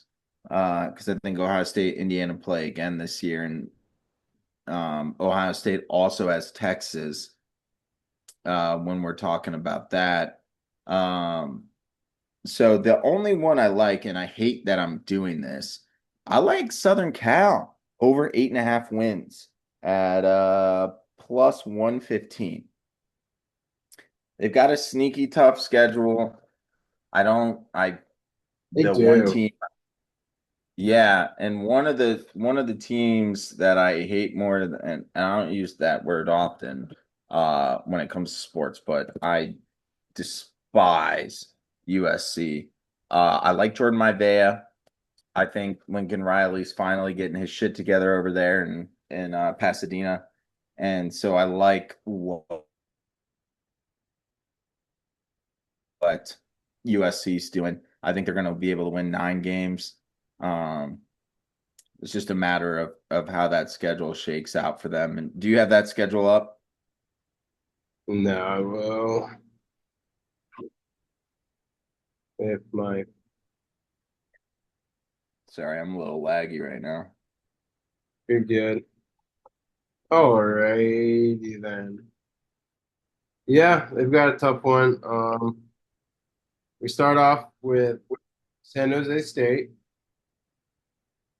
Fresno State, Louisiana, sorry, um, Rutgers, and then they go on a streak of Oregon, Washington, Penn Okay. State, Wisconsin, Ohio State, and Indiana. That's how they end it. No, and then they got Maryland and UCLA. If they're Okay. streak of like Wisconsin, I'll give them that. I'll give them. All right, sorry. So we're at 4. I'll probably give them Washington, Penn State, Yep. Wisconsin. So they're at 6. And then they got Ohio State, Indiana, Maryland, and UCLA. And that's at Indiana, that's at UCLA. It's also at Penn State, which could be big, but I mean, I think the only games they lose are Oregon and Ohio State. yeah, Realistically, it should be. yeah. But you know how they, I mean, I never know. You never know. I mean, for the sake of, I would be happy to watch them win 4 games this year if it Yeah. meant lose that future. But but yeah, no, I don't have a problem with that. I think they can win 9 games out of that schedule pretty easily. I think Oregon and Indiana, I think they lose, and then maybe they Ohio drop. State. So they play And both of Oregon. those, They play you said all three. Indiana. You So said they or you said they lose to Oregon and Indiana, but you meant Ohio State, right? they, they play all three of them, right? Yeah, they play Oregon, Ohio State, Indiana, Penn State, and Washington. Those are the five teams that are AP poll preseason ranked. Yeah, I think they probably lose to Indiana, Oregon, and Ohio State, and I don't think they have any trouble with anyone else. Yeah, I'd agree with that. So It'll be 9-3. interesting because Indiana's their third to last game. So if Indiana's, struggling, they've lost whatever, they lost a game or two. Like I don't know. Indiana is a scary team. I'm not touching them really this year, for future wise. I'll need to see how that turnover goes because they lost a very good handful of guys. Yep, agreed. I think But out of those, I think they could beat Ohio State. I think they lose to Oregon for sure. yeah, And then they could beat Ohio State or Indiana, but if they don't beat any of them, I think they win the rest. Uh, Oregon and Ohio State are in LA. I like that. That's I big. think that, I think they still lose to Oregon, Ohio Oh State, yeah. probably Indiana's a toss up. So if they drop a different game, I Yeah, and think, that's in Bloomington. Yeah. yeah. So let's just say they lose all three of those games. I still think they cover everyone else. So, Yep. Agreed. unfortunately. So that's actually that's my only Big Ten wins total. Do you have any other Big Ten wins total? I've got two, and we don't need to get as in depth on them. It's kind of just I'm thinking about the coach. The new both have new coaches, um, and I'm looking at one schedule right now. You know, nah, they're not gonna do it. Yeah, they might. I don't think Penn State wins 9 games. I got them at under 8.5 at plus 130. I mean, I know, yeah, it's Matt Campbell coming out. He's bringing back and bringing a handful of other guys over from Iowa State. Um, I think out of their 12 games, so all right, fine. They beat Marshall, beat Temple, beat Buffalo. I think they lose to Wisconsin. I think in Evanston, they'll probably beat the Wildcats. They're going to lose to USC. They're going to Yep. lose to Michigan. They're going to beat Purdue. Washington in Washington will be tough. So I'm going to say no. And they beat, all right. So they're going to be close. I got maybe 9 wins. They're going to beat Minnesota. It's at Beaver. They're going to beat Rutgers. And then they got Maryland to end it off. So if they slip a game, they can definitely slip one of those the last 3 games. Um, I don't know. You know how it is. I've just got that feeling where it's a new they could lose to fucking Northwestern and then now they're at 8. So I don't know. I just don't think that right off the bat they're gonna be like, oh, we're a 10-win team. I just don't see that happening. There's gonna be, you got a lot of transfers, you got a lot of shit, you're a new coach. The ones that stayed, you gotta gather them together. 8.5 at plus 130 under seems very nice. Plus 130, I totally agree. And it's not entirely based on this, but Rocco Beck doesn't have an arm. Goddamn NCAA football 27. I can't tell you, I played a couple games with Penn State just to try him out. I played against Grayson and I watched Rocco Beck underthrow three different guys for three different interceptions and completely blew that game. We almost won it, but I don't like it. They lost Katron Allen and Nick Singleton. They don't Right. have Tyler Warren anymore. They don't have the wide receiving core that they have. Rocco Beck's solid. They do have the kid from Iowa State as well at running back, the white kid, I think, or he's wide receiver. I can't remember. I think he'll be decent, but Agreed. I think I am Skittles. bearish on Penn State. Yeah, yep, yeah. Um, but overall I agree with you. I'm bearish, not bullish on Penn State. So I like that at plus 130. Yeah. And then my other one is because I was watching some Big Ten conference or whatever their Media day. media day. Give me Patty Fitz and the Michigan State Spartans to go over 4.5. That's all I need is over 4.5, and that's plus 130 as well. I mean, I'll knock it off real quick. They're gonna beat Toledo. They're gonna beat Eastern Michigan, lose to Notre Dame. I wouldn't be surprised if they beat Nebraska, and I'll just say they'll lose to Wisconsin. They're gonna beat They Illinois. could beat with They could. They're gonna beat Illinois. They could beat Northwestern. They got a tough schedule, but and then Rutgers. So I'm already at 5. But they have Washington, Michigan, UCLA, Northwest. Like they can be a 6-win team. They actually have a tough schedule. I didn't even look at it before. So they got Oregon. They can do it. They'll be fine. Oregon and Notre Dame are their toughest games, and then other than that, it's a toss up. Yeah, and I mean, dude, I think they could beat Northwestern. Yeah, They, Washington in Lansing, so that could be a win too. I think Pat Fitzgerald has got these guys like he did very well at Northwestern, um, and now he kind of just gets an extra step in recruiting. Michigan State, I mean, for as long, I mean, we've dealt with Michigan State as Notre Dame fans in the early 2010s and stuff. Like they are a very solid football school. They've had their ups and downs, but I think bringing him in is huge, and I think he's a great coach. So, and he went to Michigan State, or did he go to Northwestern? He's a Northwestern guy, I think. I think he might be, but after he was being too hard on these kids, Yeah, he uh he got booted. No, I love it, Max. I mean, Michigan State has given us quite some trouble over the years. I will never forget the game where they went with a fake field goal toss to touchdown. And guess what? I didn't even watch him run into the end zone because I turned the TV off in front of the whole family. The ball was literally in the air.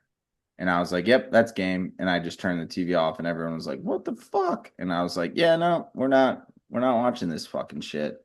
We're not watching Michigan State run a fake field goal pass to win the game with no with like 27 seconds left. So I'm with it. I like it.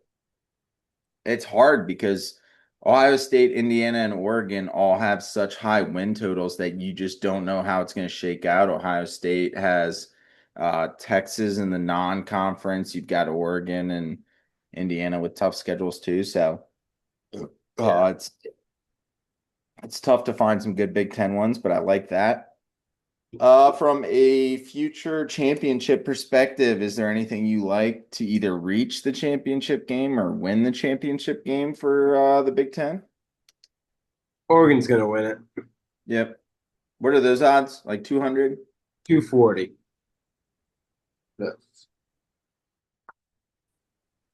Ohio, Yeah. Ohio State's plus 180.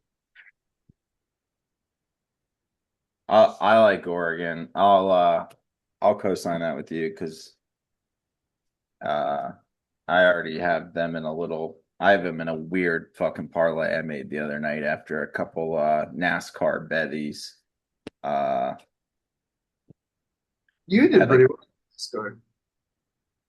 I had like $1.20 in DraftKings cash, and I was like, let's see what I can cook up. And I just started adding NFL division winners with college football ones, and Oregon to win the Big Ten was one of them. So I'm with that, and we'll track these as we go. We'll give some updates here and there, but completely agree. I'm trying to think if there's any major Big Ten storylines that we're missing. I mean, I think we're both like reasonably cautious with Indiana, given the year they just had, and they lost a ton of guys. They lost probably 10 guys on the starting lineup, including the Heisman winner and national champion Fernando Mendoza. So I think it's hard to do that again. Look, like what Signetti has done since he came from JMU is incredible. I have no reason to doubt that they'll win nine. They'll win 9 games minimum, and he's going to keep them steady. It's just I just don't know what their ceiling looks like with Hoover, Right. who's great from TCU. I just don't know the ceiling, and I prefer to go with what I know in Dante Moore and that Oregon team. And they beat Texas Tech and then got rattled after that. But you know, there's opportunity there. Exactly. Cool. All right. Anything else before we go to the SEC? No, not that I can think of. Okay. Well, I have a shit ton of SEC stuff. Um, and I'll start on this because we already kind of hit on it earlier because of some schedules due to Georgia Tech. I like Tennessee and what they're slowly building. I just don't trust the QB situation here. I'm going under 7.5 wins for Tennessee at plus 105. I Ooh, don't love it. No idea what their schedule looks like. I just don't know that I love what their QB situation is like. And, this is one of the teams that, easily could just start stringing along a bunch of wins. Indiana was probably in the same boat last year at this time. I was kind of like, all right, let's see what Signetti can do. Don't love what Tennessee's doing necessarily. A bunch of transfers. Love their basketball program. Big fan of their basketball team, but give me Tennessee under 7.5 wins. I like that. Yeah, I've never been. I mean, every time I think they're the team, they're not. So I like that a lot. What do I have? I have two, and I think we're gonna have the same one on one. So I'm gonna go. I like Bama under 8.5 wins. That's Okay. plus. They just don't got it. I mean, they need to get Gobert out of there and get someone who's not a West Coast offense kind of guy and just fucking get back to the nitty gritty. I know it's hard losing a guy like Saban and trying to figure that whole shit out. And they thought he was the guy, but he's not. And he's got Bama playing like a bunch of soft West Coast boys, and you can't do that in the SEC. They fucking and not gonna get into it, but they fucking luckily got in there last year because they are Bama, and they got absolutely embarrassed. It's just crazy. I By mean, Oklahoma. Not even yeah, that good. exactly. I just yeah. So I don't think they get close to what they were they were a 9-3 team, right? And then they made it. Yep. So I don't like that. And what were those odds at? Under 8.5? Plus 100. Okay. May just write these down because my computer's moving hella slow right now. I got my shit screenshotted. Okay. I'm just gonna cross it out then. Just give I'm gonna let you just run point on the internet search, see if we can get some better Oh yeah. Yeah, you're good. I got that. get some principles. Okay. Um I'm gonna go with the team I am highest on now that I've gone on the only SEC team that I have from an under perspective was Tennessee. Everyone else I have over. And look, it's not because I'm watching Arch Manning throw some questionable balls to Cam Coleman where he's going behind his head, grabbing it, pulling those suckers down. But I think this is the year with Arch where he really steps into his own. I'm not saying he's probably going to be a top 5 pick. Don't necessarily agree with that at the moment. But very intrigued how they're going to look. Colin Simmons, their middle linebacker, outside linebacker, defensive, whatever the hell you want him to play. Colin Simmons is an absolute stud. They got transfers aside from Coleman. And so I love Texas at over 9.5 wins at plus 120. Um, they do have Ohio State. I think there's a chance they beat Ohio State. And then obviously they've got the run of the mill SEC. I went through their schedule. It's going to be pretty difficult for them to win 10 games, but I think I just am I think this is a year that Texas really has a good season, and I think that they're able to play really well. So I like Texas over 9.5 wins.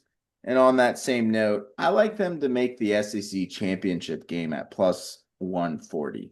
Not saying they're going to win the SEC championship game because I have a hunch at who might make it after the fact, or not after the fact, but I have a feeling on who's going to get there as well. And given that matchup, I got to go with that team every time. And I will always go with that team in an SEC championship game as long as Kirby Smart is their head coach. Yeah. But that being said, yeah, give me Texas over 9.5 wins and reaching the SEC championship game at plus 140. Sorry, I was drinking some beer. I like that a lot. They're a very solid team.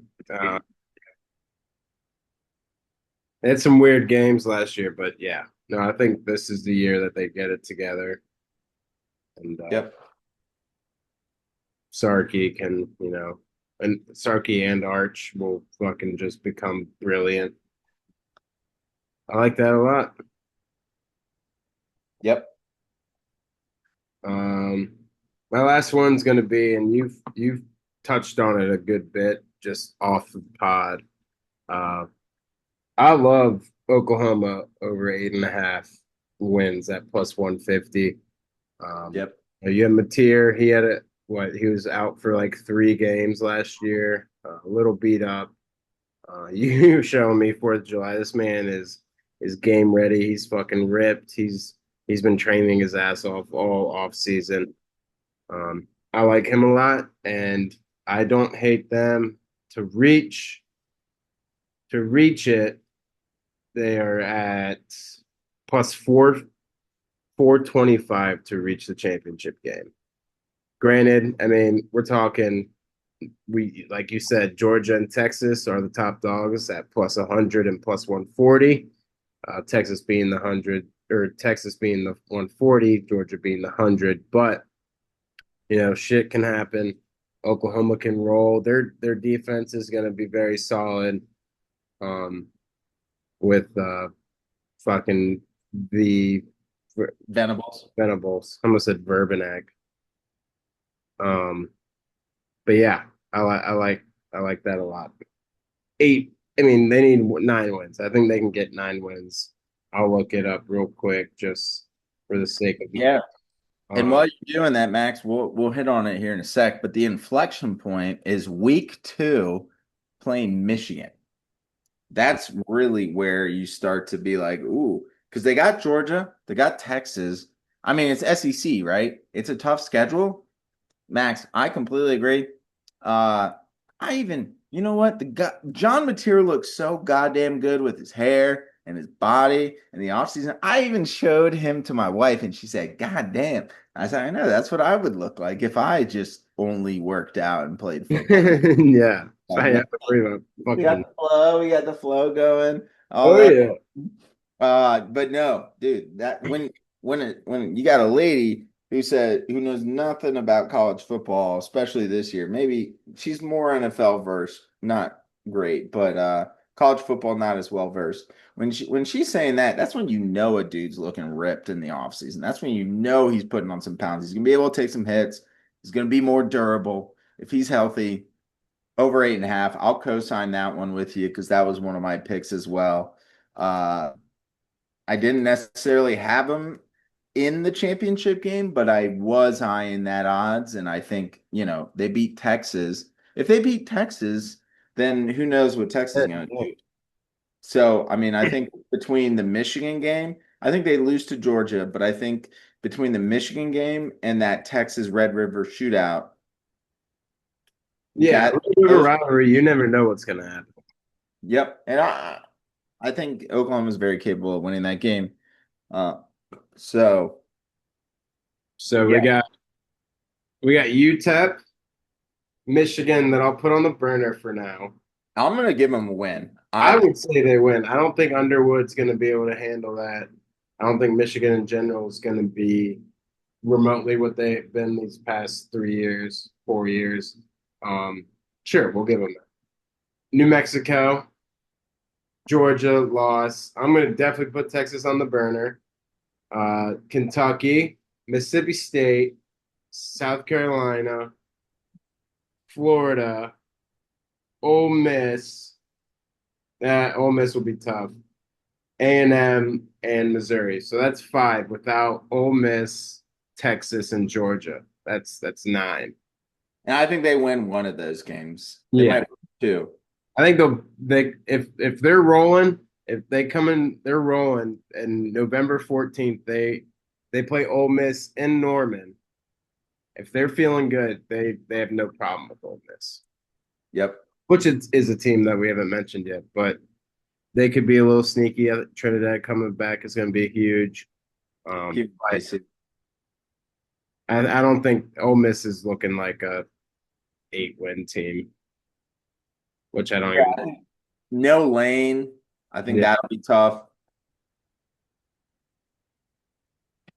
No. Ole Miss is 7.5 is -166. So, but nine wins, 8.5. Obviously, 9 wins is +144 for Ole Miss. So, they're not going to have the same year they had last year, and I think Trinidad is going to be putting up numbers and stuff. Like he could be a Heisman candidate, but on a 9-3, 8-4 team. Yep. Nope. Completely agree. Very high on Oklahoma this year. So I'm with you there. Um, I'm gonna go with a team. Ooh, I love this. They've got a tough little schedule. I'm currently running an NCAA football dynasty with them. And I'll talk about their quarterback. I will talk about their quarterback now. I will definitely be talking about him later. Uh, I love what Auburn did in the transfer market this past season. They got Byron Brown, their quarterback from South Florida, dual threat, absolute stud. I think he's going to shake up the offense. You got Jeremiah Cobb and Bryson Washington, who, if you remember Bryson Washington, he transferred from Baylor after he rushed for like 1,500 yards as a freshman at Baylor. He transferred to Auburn. So you got him and Jeremiah Cobb, who are two stud running backs. You got Byron Brown, who's a dual threat quarterback. You got Singleton and Kane at wide receiver for Auburn. You got a decent offensive line and a very solid defense. There's no like big names to the Auburn defense, but they're solid. And so, similar to the Georgia Tech play, I'm asking for 7 wins from Auburn. I'm not asking for a billion. I think they could beat Bama last week of the season potentially. They do play LSU, Ole Miss, and Georgia. Okay, sure. I think they can beat LSU. I think they lose to Ole Miss and Georgia. They could beat Ole Miss too. Uh, but I love Auburn potentially getting 7. I'm asking for 7 wins, and that's -115. I think given the low number of wins for Auburn and the schedule, the transfers, I mean, dude, I think this Auburn team could be similar to the Auburn team with Cam Newton. where I'm not saying they're going to win the whole thing like Auburn did with Cam Newton, but I think going into this season, Auburn was not as highly touted with Cam Newton as they were, mid-season. Everyone was loving on Auburn after, 6 weeks. I think this could be an Auburn team that gets a lot of love early. I think they could string together 4 wins in the first 6 weeks, and they got to win 3 games going out. They've got Bama at the end of the season where it could mean something for Auburn. So I think Auburn over 6.5 wins at -115 is one of my favorite plays on the SEC front. And then I'll just give you one more quick one because we kind of already talked about it. So I feel like it's beating a dead horse. But I love your Oklahoma pick at +400 to make the championship. However, Georgia +100 to make the SEC championship is hard to go against. I've got Georgia and Texas in the final. It's pretty chalky. But if I can get plus money for Georgia to make the championship game, not win it, just make it. I think, Why the fuck not? Yeah. yeah, exactly. When in doubt, trust Kirby Smart. So that kind of wraps up my SEC kind of spiel. But I love Auburn and I love Georgia on that because and if Georgia plays Texas in the SEC championship, I put those who listen will remember this, but you and I went Georgia -5.5 against Bama in the ACC or in the SEC championship. I went, and I think you might have too. We alt spreaded that to -13.5. Yeah. We alt spreaded the first half spread. We alt spreaded goddamn near everything, almost up until the point. I think I had -20.5 just for shits and giggles. I don't think it hit. But actually it did hit. And I had everything Georgia. And I would do the same if they go play Texas because you get Kirby Smart in a big game.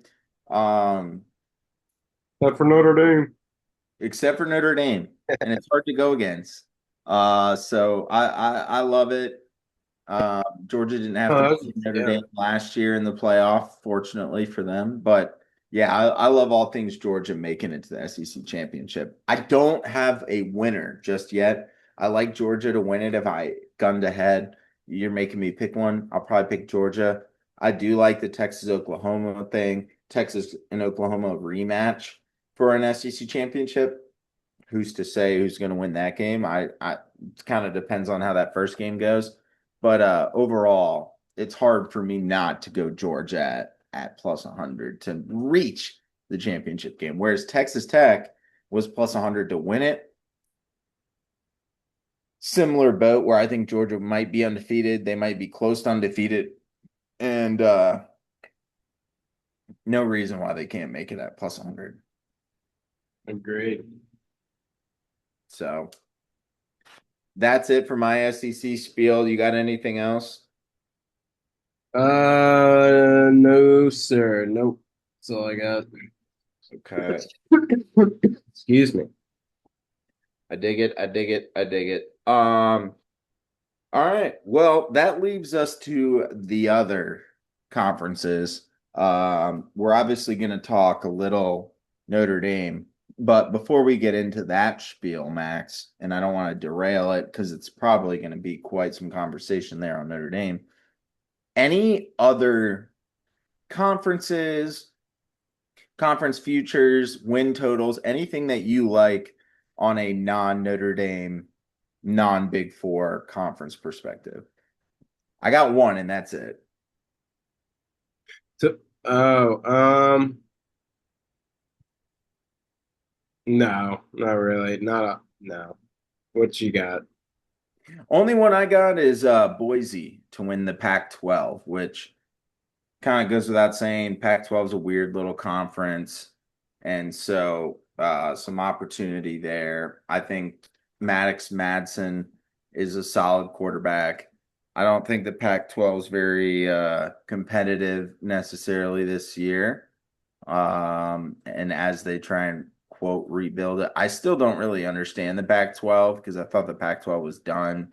Yeah, that's what. Yeah, So I don't really understand what's going on there, but Boise State at plus 170. Out of those teams, it's hard for me not to pick them, but that's the only non-Notre Dame, non-Power Four future I had. And I don't even know what the win total is. I just had that. I just saw that and I was like, yeah, I'll take that. Take that on a flyer. yeah. There, I'll get you real quick. Uh, I mean, 7.5 is minus 154 over. 8.5 is plus 150. Can you pull up their schedule? Because there's got to be some tough. They play Oregon again. I know that because we pulled up Oregon earlier. Yep. Yeah, and I think they obviously lose to Oregon, but Okay, so they've got Oregon first game of the season. Then they got Memphis. Then they got South Dakota, Western Michigan, Utah State, Fresno State, Washington State, Texas State, Colorado State, Oregon State, San Diego State, and then a flex game at the end of the year. so 9 wins. So what is that? 8.5 over? Yeah, you pretty much just have them losing to Oregon, right?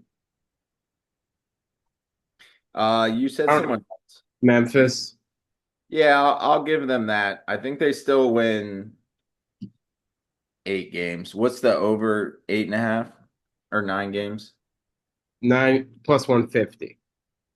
7.5 is minus 154. Yeah, I'll take the 8.5 at plus 150 as well. I don't know what the flex game would be like. I don't get that because it's flex game and then championship. So I don't know what that means. I don't either. Interesting. Yeah. Either way, still like them to win the Pac-12 and over 8.5. I feel pretty good about. Yeah, no, I think Boise of all those teams in that Pac-12 or whatever they're calling it. Okay. Colorado State had one good. Yeah, no, I don't think. I think they're the ones. Alrighty. Well, here we are at the end, saving it for the last before we get into the college football playoff and all those kind of futures.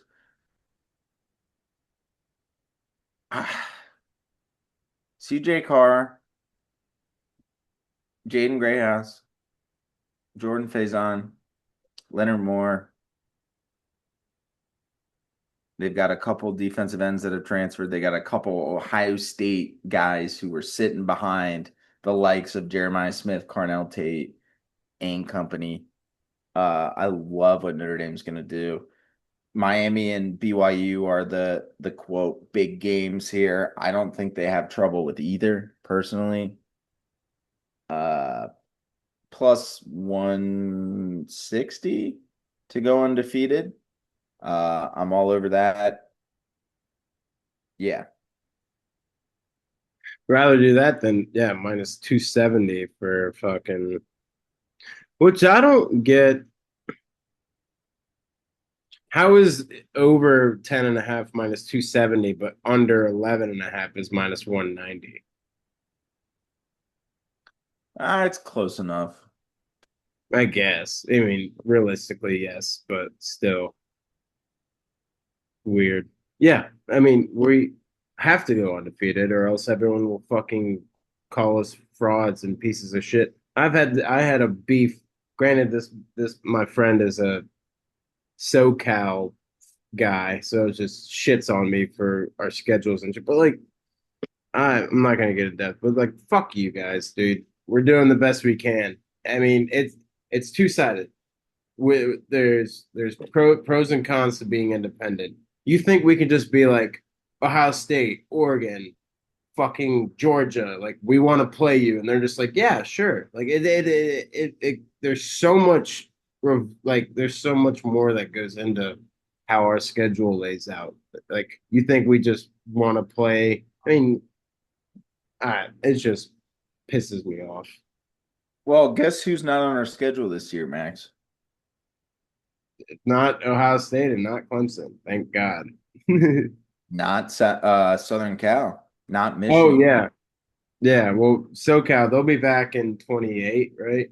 Yeah, well, SoCal's already got they got a tough schedule in the Big Ten. They don't want to use their non-conference to play us. Michigan Oh would yeah, be and he blamed us for that. He said you guys are pussies. So I'm like, fuck you. no, no. And Michigan would rather play Oklahoma because they got a better chance at beating Oklahoma than they do us. So between Michigan and Southern Cal, those are our like biggest rivals, and we don't have them on the schedule. And it,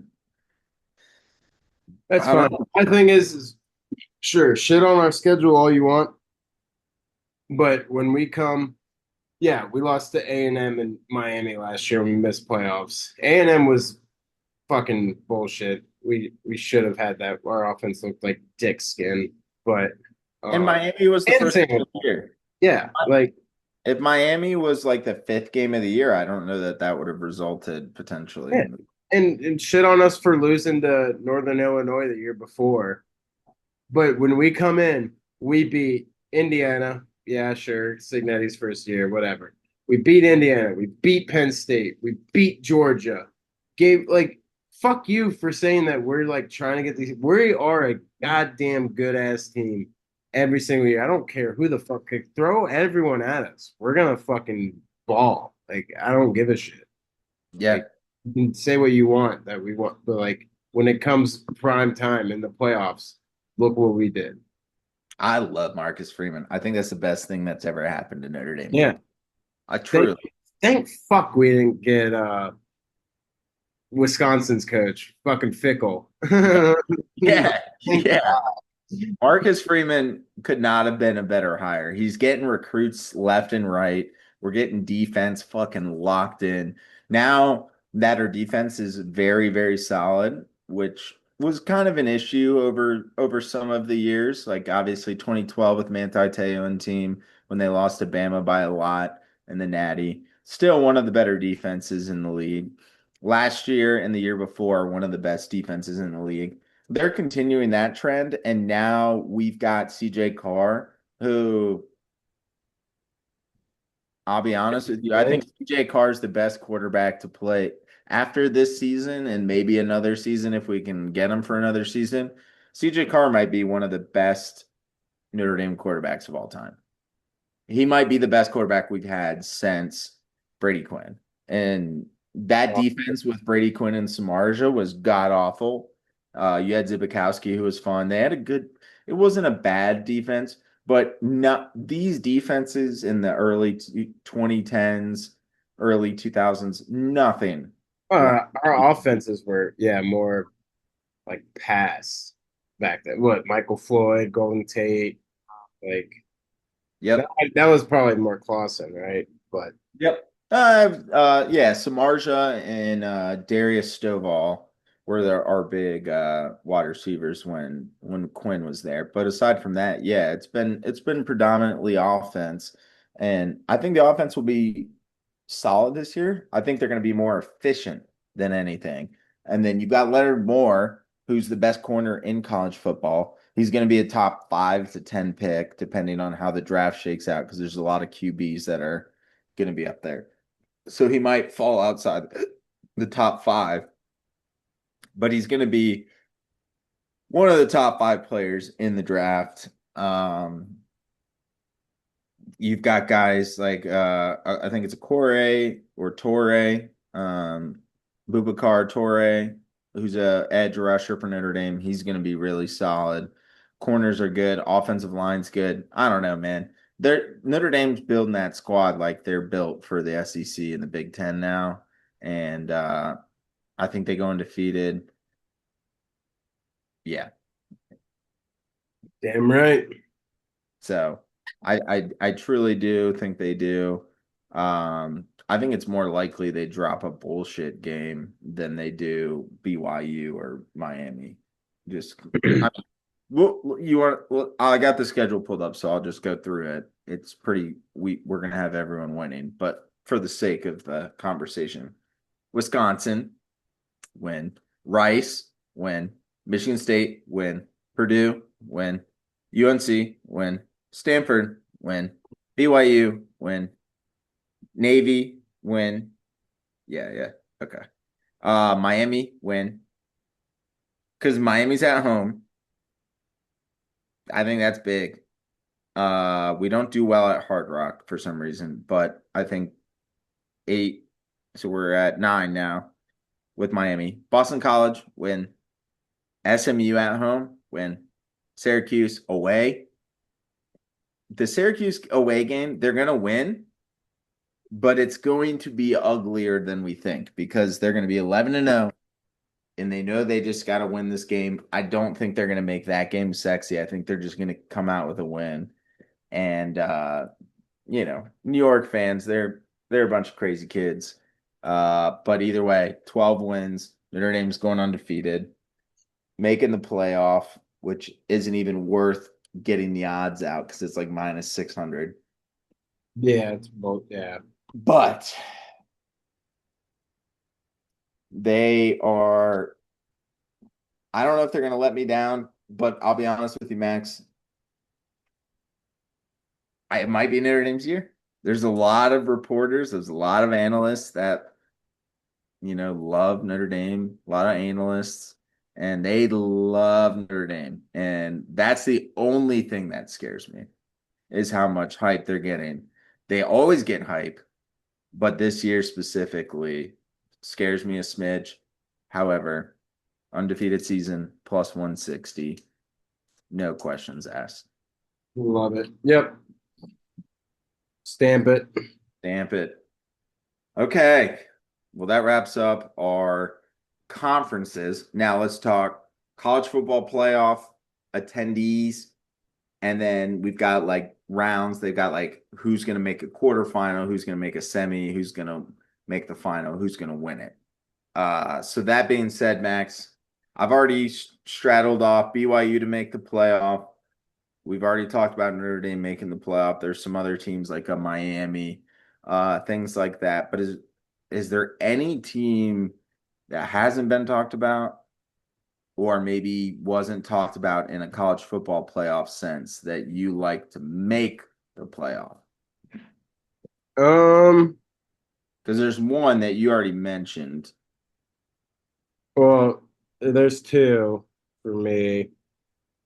I mean, if I don't know. No, I won't. I was gonna say if SMU can like actually roll, then there's a chance at plus 350. Like say they make it, say they lose one or two games.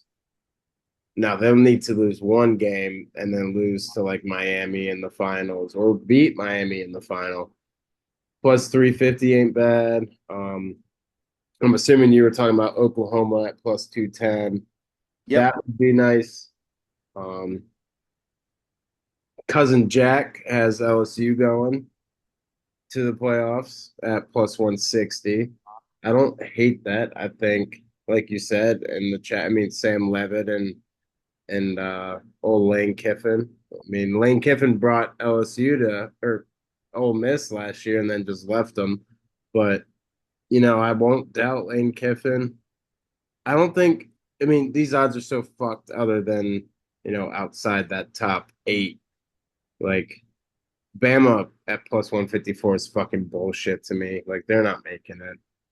I don't know. What do you got? I'm just gonna keep rattling. No, no, you're good. Yeah, no, I think Oklahoma was kind of the main one uh Yeah. that I liked. I mean BYU plus 330. I already kind of mentioned that as well. I think BYU, if they go and win that title, Big 12, they'll obviously get in. Um, and then there was one other one. I'm trying to pull up the odds.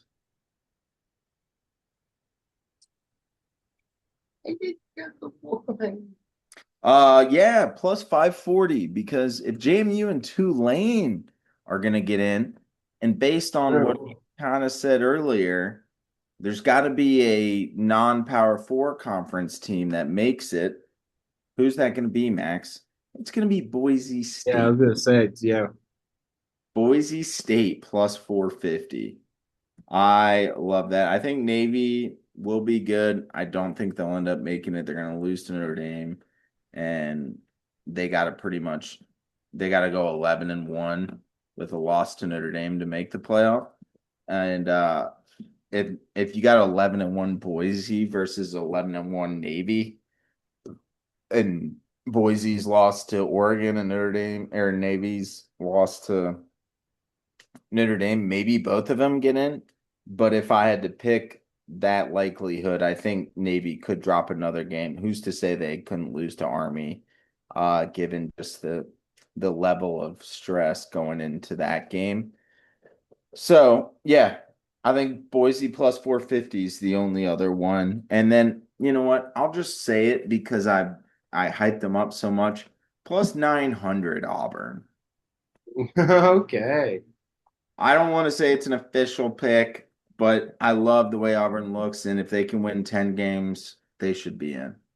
I don't know if they will. They've got a tough schedule, but who's to say? That would be the only other team that I like to make it out of those teams. Well, hey, if Bama can do it, then they can do it. I don't think Bama can. Well, I meant last year. I'm stoked. Being Oh, yeah, exactly. So even a 9-3 Auburn, you beat Bama and you lose to Georgia, Ole Miss, and LSU. It's like, okay, well, you lost to three teams in the top 15. So, exactly. yeah. So that's all I got for from just making the college football playoff. Yes, me too. Okay. From a who's gonna make the quarterfinal? Which ones is there anything you like on that odds? I think Miami at minus 120 is very tasty. Yep. I like that a lot. And then I think I'll have to go just to give me some plus money, Texas Tech, because if you considering that I'm having them win the Big 12, so they'll at least be a 5 seed, so they'll be 5-12 or 4-11, whatever. I think they can win round one if they get there, and that's plus 110 for Texas Tech. Uh, Yep. Other than that, I'll let you carry the rest home. Okay. I got Texas to make Yeah. the quarterfinal at minus 115. I think that's very plausible. Mhm. I don't necessarily love a lot of other teams in that quarterfinal. It's only really your top eight. I don't hate Texas Tech. The only other team I would maybe argue to a team that we've both been very high on. I don't hate Oklahoma at plus 325. Yeah. Wouldn't stamp it as an official pick, but I agree with your Miami pick too, though. Minus 120. I think that Like, would yeah, I mean like Georgia minus 156. Yeah, for sure. Uh I don't love Indiana minus 184, if I'll be honest with you. no, I don't either. I don't like that very much at all. I Yeah. think Miami is the pick. Like of all, it's like Miami has to make it to the quarterfinals, and for that, that value is just beautiful. Yep. You could Yeah. I say with Texas as well, but No, those were the kind of the two main ones, to be honest. And yeah, it's obvious it's within our juice range, and those are the only two teams that are really plausible. Um, that we like. What I don't want to do, Max, is I don't want to sleep on A&M necessarily. I don't think they necessarily make the quarters, but Marcel Reed and that defense looks good. They did lose KC Concepcion, and they still got Ruben Owens as a running back who's solid. They've got their running back core, and they still got Mario Craver back. Defense will look good. Uh, so it's kind of like we're basically picking at 8, 9, and 10 to make the final eight. So it's not great odds, but I think they're pretty well done. I don't think BYU is going to make it. I don't think Ole Miss or LSU or USC or Michigan. So that's all I got for quarters. Now semifinals. We've talked enough about Notre Dame, but plus 120 to make the semifinal. I think I love that's probably my favorite bet. The only other one or two I would like is I like Oregon at plus 140 and Georgia Yep. at plus 170. Agreed. Yeah, because at this point you're like, well, how the fuck is the bracket gonna go? Like, are Yeah, Oregon and exactly. Georgia gonna be playing each other at some point? Like, yeah. So I'd say all those three. Um, we're skipping over Ohio State for plus 110, but I don't know if they got it this year. I'd probably rather bet Texas plus 200 than Ohio State at plus 110. I'd rather bet Oregon and Georgia both. Oh, Like, for sure, yeah. But like outside of those three that we said, Notre Dame, Oregon, Georgia, I think I'd pick Texas over OSU. agreed. I mean, I would rather, so Oregon and Georgia parlayed is plus 548. I would rather take that than I would Oregon or Ohio State to make it at plus 110. Yeah, I'd agree with that. Yep, I So, like that a lot. That's a great. So like to my point earlier, like I don't want to take a plus 140 or whatever for a whole season, but I'll take that fucking 500 for two teams, just and root like somewhat. Yeah, you know what? Root for them until they play Notre Dame. So I like. yep. And that's to your point. Like it's tough to gauge because you don't know the playoff bracket Yeah. yet. So that's where it gets tough, but completely agree. Like, I think those would be my top teams. I would take Miami at 250 or Texas at 200 to your point over Ohio State or Indiana. Right. So, all right, on to the championship game. Just to make the championship, not to win the whole thing. Um, Notre Dame plus 270, and that's it. Yeah. Maybe Oregon to make the Tough championship. to. Those would be the only two teams. I think Georgia gets beat by Notre Dame or Oregon if that is the way it shakes out. Because I don't think they're gonna put Oregon versus Ohio State. So I think Notre Dame would play either Oregon or Georgia in that semi, or maybe even Texas. But like I don't love the only one I love is Notre Dame to make it to the championship at 270. Right. Nope, for sure. That's the Hammercock. Oh yeah, dude. And last but certainly not least, um, aside from Notre Dame at plus 600, who do you like from a championship college football winner? I think we might both be here. You might switch it up a little, but I mean, Oregon plus 750 is what I'm going to go with for sure. Yep. They have everything. They have all that you could ask for on a team. The question is Dan Lanning going to be able to, coach them to it? Yep. I think he No. could. I mean, I saw, fucking, Barstool, lot, whatever. Barstool may not be credible, but I think Brandon Walker is very knowledgeable. I think his thing was that just Dan Lanning doesn't have that it factor to get him there or get him to that, over that hump. But um, I think he could. I mean, that motherfucker after that Ohio State game, that man was fucking wired. I mean, he is a football guy. Aside from my little comment, but like he is a football guy. I know for a fact that these guys are fucking all about Dan Lanning. They will run through a brick wall for him, and that's what you need. You need that coach. I mean, same with like Marcus Freeman. I mean, Kirby. Like Kirby's a little less emotional and out there, but like those kind of guys, those kind of coaches are the ones that players really fucking will just fucking ride for you. So Yeah, I think this could be Oregon's year if it's not Notre Dame's year.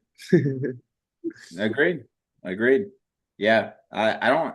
Yeah, I don't love Texas at 650. I think they can get there, but I don't. I think if they face an Oregon or Notre Dame, I think they're in trouble. I think if they play Ohio State after playing them in the regular season, I think even if they beat Ohio State in week two, I don't know that I necessarily trust them to beat Ohio State again. I think that's tough.